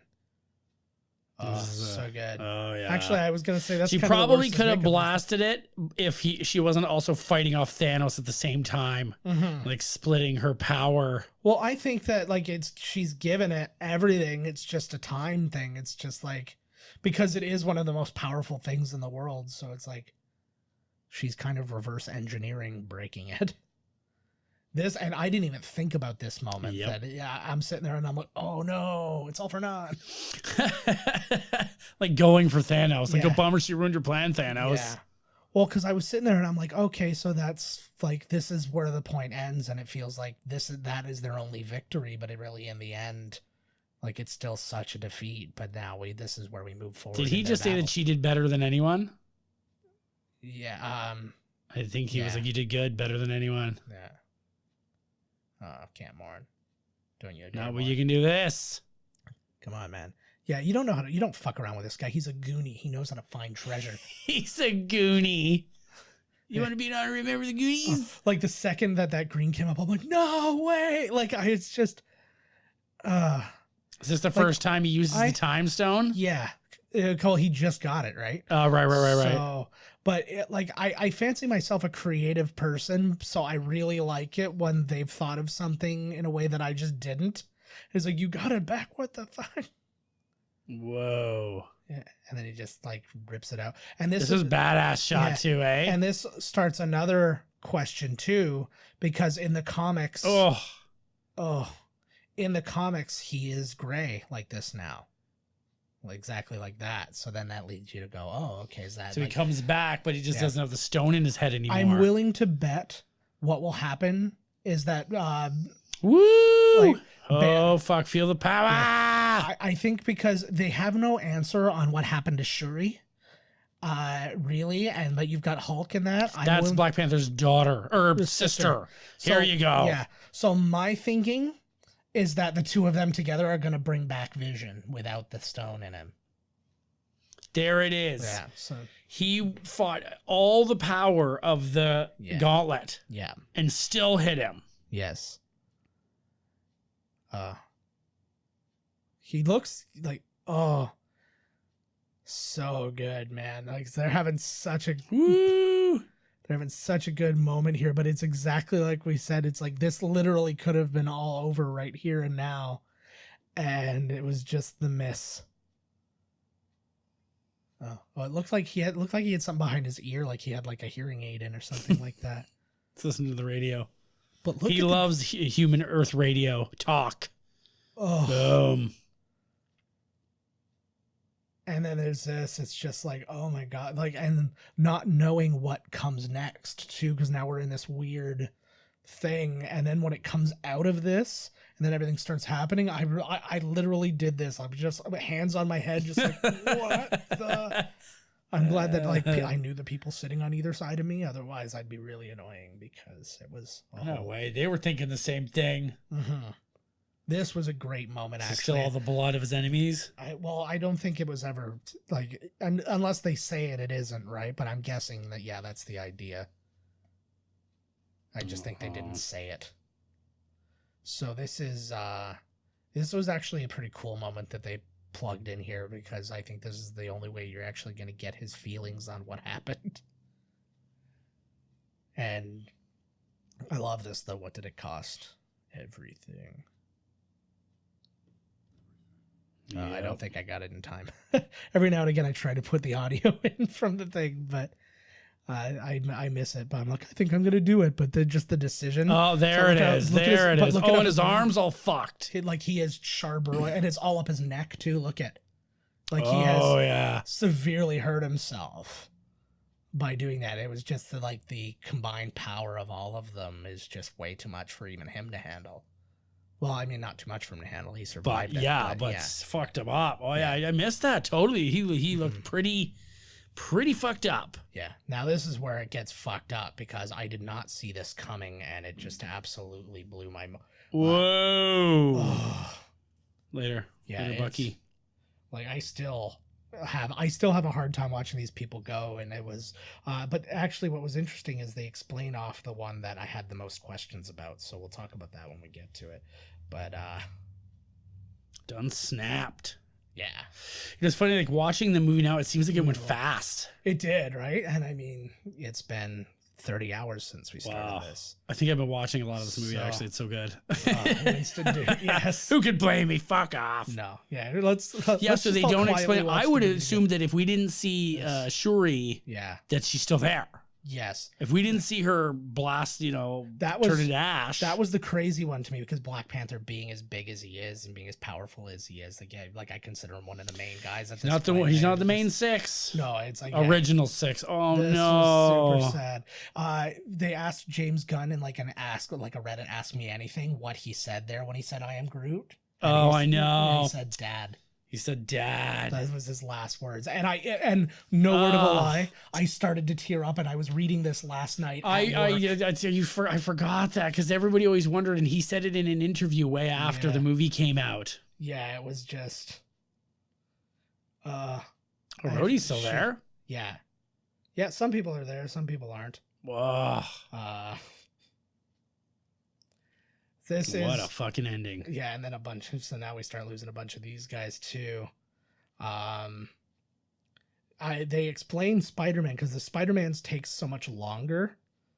And I feel like it's going through the snap, is going through each individual person and doing like a coin flip, like an algorithm coin flip, and going, how about you? Nope, you're safe. How about you? No, you're not safe. But this one's definitely a coin toss I don't want to bet on. Yeah. Oh, there was Peter Quill. Oh, man. So this is... Oh, there was no other way. See, and that was my answer of, okay, so they definitely have something in mind. Ooh. Obviously. Damn. Well, obviously. You think that he could just zap them into a portal and take them back to Earth, or like... So this is the interesting one, because he says, I don't feel so good, but he doesn't start dissolving or anything like that. They explained why. His spidey senses gave him an advanced warning, and his fast regeneration is keeping him there. So like Wolverine would go through the same shit, where it would be trying to hold on to him, but it just wouldn't. Of course, just like everything would be awful for Wolverine. I know. Yeah. So, and I would assume his adamantium skeleton I wonder if behind. he would be so. I wonder if any character could be so powerful that they would be stuck in a state of flux, because their regeneration is so strong that they're trapped. I was just thinking how fucking amazing it would be if like you were able to have all the X-Men in this and like all that, and you had that moment. But like, say you had a good friendship between Wolverine and Tony Stark, and then Wolverine goes, but his adamantium skeleton stays behind because it's not part of him. So he turns that into a part of Iron Man's suit, like the claws. That's and cool. all that. That's cool idea, actually. out of friendship. Somebody, the Wolverine suit. If anybody out there draws, that's pretty neat, actually. Yeah, if anybody, that's like one of the what ifs. Yeah. Yeah, it was most of the what ifs are Wolverine. What if this guy was a Wolverine? What if this guy was a Wolverine? What if Wolverine was Wolverine? What if Wolverine played basketball for the Michigan Wolverines? That's the one I like the most. Yeah, you know who did play? Look at them all for the Michigan Wolverines. Tom Brady. Tom Brady. Right. So where are we here? So now they're on. He's now just a farmer living on some planet. They shot this in Ethiopia. Is where this is. Again, probably a lot of like. Oh yeah, he's all fucked up. Like he's just a battered old. You can just see in the corner there his armor is up as the Scarecrow that you see in the original the original trailer for Endgame. So there you can see more of the scar tissue and stuff. So you kind of imagine that. I don't know that if maybe a little time has passed, but this quiet ending, I love a good quiet ending. Like in like The Walking Dead, when somebody dies and it doesn't go to like The Walking Dead music afterwards. Right. It gives you a moment credits. Like, I'm just like, oh, and I remember like, whoa, silence. What a movie. Theater. I want to now play, because we were talking about how people like to ruin movies and shit like that. Like me. Yeah. I want to play, just while we've got a couple of minutes here, I'm going to play the Mark Ruffalo ruining the Avengers. Okay, cool. Thing. So let's try and get this going. I'm glad to see that you're walking. You walked in here. Thank you. The last we saw of you, you were not bad shape, paralyzed. Yeah. I mean. Yeah. But when you have somebody like Tony, who is a master of tech and can create things that can get you over the hump, then you can walk again. So is it sort of an artificial... I don't know that I'd like to use that word. I like fake. Man. I like to think. No, but is it like a contraption that gets you walking? It's an again, augmentation. It's an augmentation. Okay. There is a. It's semi-bionic. It's semi-bionic. I'm like Lee Majors, but twice. I'm like the $12 million man. Like the That's not so bad. $60 million after man. inflation. 60 million. Probably by 2018, $60 million man. Yeah, with inflation. Yeah, with inflation. I'm just gonna say certain things happen to characters for a reason. That's what I'm gonna say. And if you get launched into space, you should probably take the hint. It's never a good thing. I'm just saying. In these movies. No. But we get to see you can see him struggling in the video to like, don't tell, don't tell. Right? I mean, yeah. That's not bad. You're me here. And Thor. And you're here. And where's everybody else in that one? Yeah. But you're still angry. I mean, you haven't gotten over that whole... I know, he's even more angry than he was the last time we saw him. For a much longer period of time. Right. Mm-hmm. But Thor is so happy to see you, but you... Smash him. Yeah. Yeah. What's up with that? It's fun. It's just fun. It is fun, right? It's fun smashing him. He's just a puny god. Yeah, he's just puny. See, getting sent into space for him wasn't so bad. Gets to meet new friends and the galaxy people. Help him. Yes. Help him. And then we have to go and save Asgard together. Well, that's good. It is. It's amazing. It's a lot of fun. Did you succeed in saving it? I can't. Can I say it? No. I would imagine. Can I just give him a little taste? I wouldn't say too much, but you can say as much as. I mean, hey, it's your. Let me just say this: like every other Marvel movie, it doesn't end well for the superheroes. That's true. In Marvel, it doesn't end that well. Somebody always bites or gets really badly hurt. Wait till you see this next one. Everybody dies. Dude. Not everybody. No. Is that? No. Hey, whatever. Can we rewind that part? Yeah. Can we? You'll cut that. That's part. not. Is there anybody in Infinity War you get to meet that you're excited to meet? Then am I in trouble? A little. Is Barry gonna be mad at me? Dude, I don't. I just move on. I wouldn't try to like. No, what's that next question? No, I'm sorry. Yeah, I would like to meet. It's really interesting because we show I up get to shoot impulsive these. sometimes. It's fine. You're gonna be fine. Just get a little impulsive. Like, Jesus Christ, man. I love that everybody dies. I love how upset friggin' Rhodey gets there. He's like, holy fuck. Well, because I imagine very much. Oh, Terry Notary, the guy who played the big guy Call Obsidian, he was the motion capture coordinator for the whole movie. Oh, right on. Oh, there's a Findlay in there, but he spells his name wrong. Circus was too busy doing something else. Yeah, but the the pressure on them to not reveal shit is so high. I imagine they probably, like, literally before every one of those appearances, they probably get an email from, they've got like press guys and stuff like that who are probably, don't you fucking dare. It's probably somebody's job just to make sure Mark Ruffalo keeps his mouth shut. It would have been funny on a show for like, we have Mark Ruffalo here, and he's like gagged and bound, and like he can't. So you give the interview to him where he's all tied up and you can't say fuck all. They did that, I think, on like Fallon or something like right. That. Like, but the I would like the idea of them saying, just as a joke, like for the end game, is like just like a little webisode thing as the making of. They're like, yeah, they weren't happy with me about like revealing stuff in the last movie, so this is how I have to shoot the next movie. It's him standing in front of a green screen, and they're like, say say and then like just a bunch of words. And then they cut it together, and then they just put it all together, so he's not even saying the words in a row because he's not allowed to know what he's saying. Right. So then it just cuts it all together. Makes a lot of sense, actually. He's like, the Infinity Gauntlet is coming, and we have and it just. I think that, and it just like it's all cutting all weird, and then all of a sudden it's just like, and then it just shows that he turns into the Hulk, and then it goes to like another guy. And it's like, it's crazy that the Hulk can't talk anymore. And I'm just like, but oh man, like, because they were talking about too the things that Tom Holland blew. Tom Holland blew the poster. He was at like I think that same Disney event, and he was doing like an Instagram live thing, and he was holding the poster. And like, there's a note on it that says, "Don't show anyone this." And he did the same thing with shameful. He did the same thing with Far From Home, because he's sitting there. He's like, "Oh, I got my script, and it says Spider-Man Far From Home," and the thing hadn't been revealed. But at the same time, I feel like sometimes those ones aren't so bad a poster. No, they're not so bad. But I also think that some of those things, I think they're kind of like pushing out. Like what do you mean? Like they're like making him leak it like it's an accident. Right, so like, right. But at the same time, I like that was not an accident. There's no way that the way he's like, everybody dies.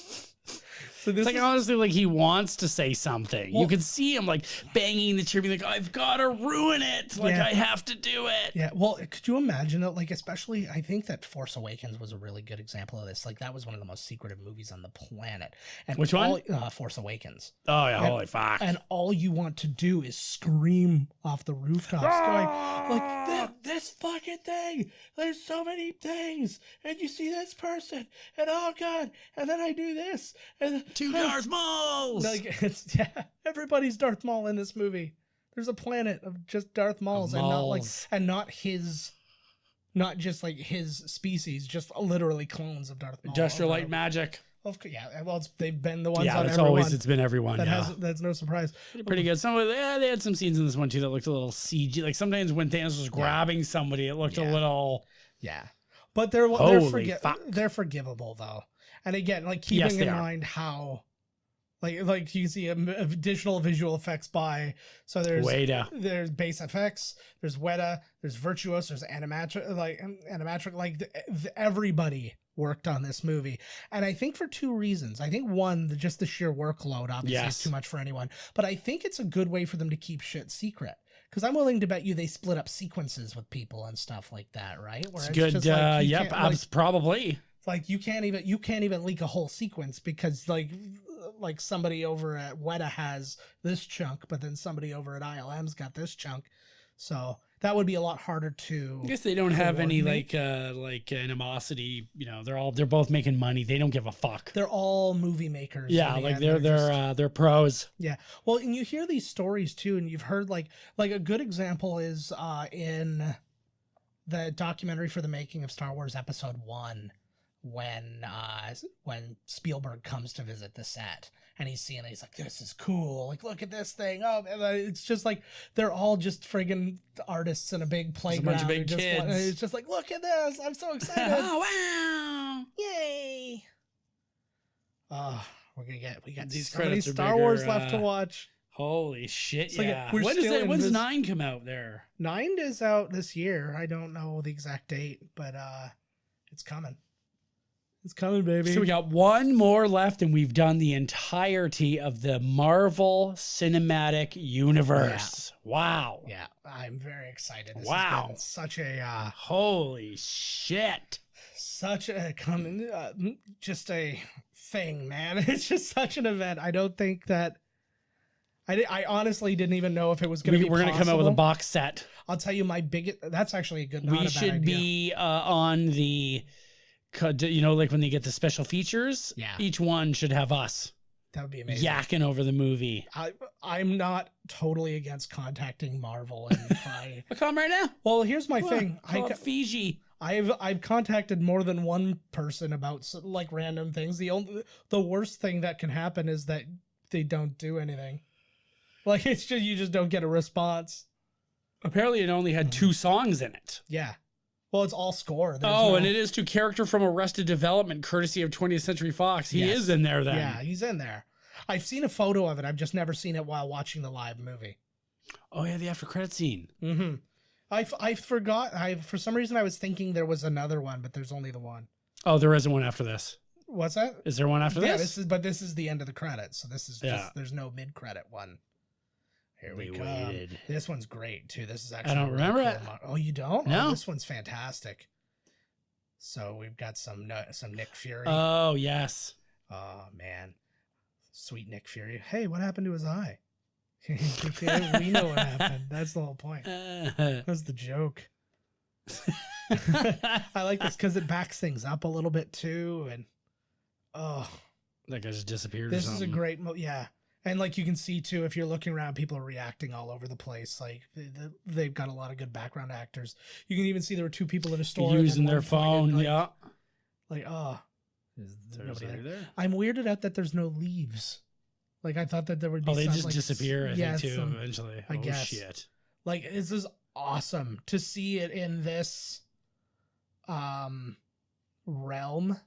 Control. I don't know Control. Like, is that like the new version of Shield? Oh shit, man! It must be like Fury's got to be on high alert all the time, man. That must get really boring after a while. Not boring, but like tiresome. Like Jesus, he's like, fuck, man.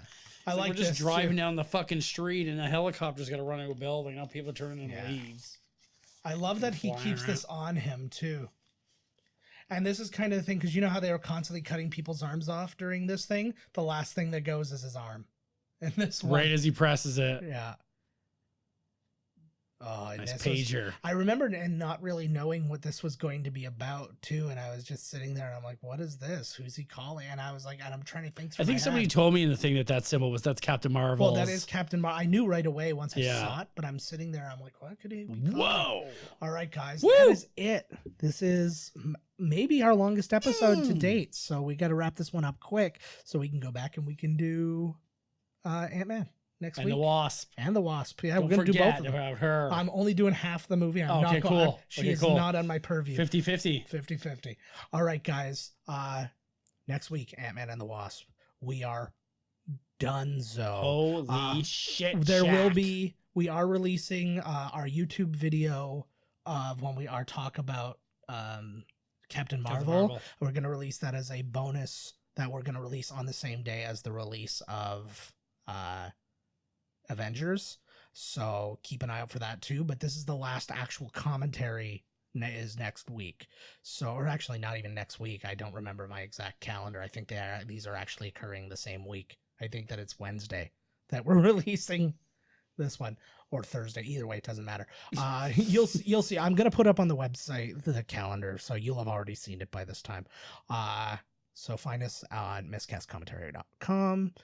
Find us on Twitter at Miscast Podcast or at JK Finley at Miscast Todd. Find us on Instagram at Miscast Commentary. Find our Facebook page. Find all the good stuff, man. Google us. Wherever you listen, please, we beg you. Like, subscribe, comment. The subscribe is a huge one. Anywhere where you can rate us to, it helps us get found. We really appreciate it. I think we're gonna get another contest going pretty soon about that. But if you have 2 minutes, if you could waste 2 hours and 40 minutes with us, you could waste 2 more minutes writing a quick review on iTunes or something like that. We would greatly appreciate it. For now, we'll see you next week as we calm things down just a little bit with Ant-Man and the Wasp. Later. Bye.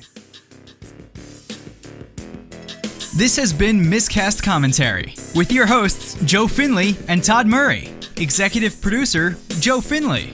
Be sure to like, comment, and subscribe to the podcast wherever you listen. Visit www.miscastcommentary.com for all news related to the podcast. Miscast Commentary is a Miscast Media production.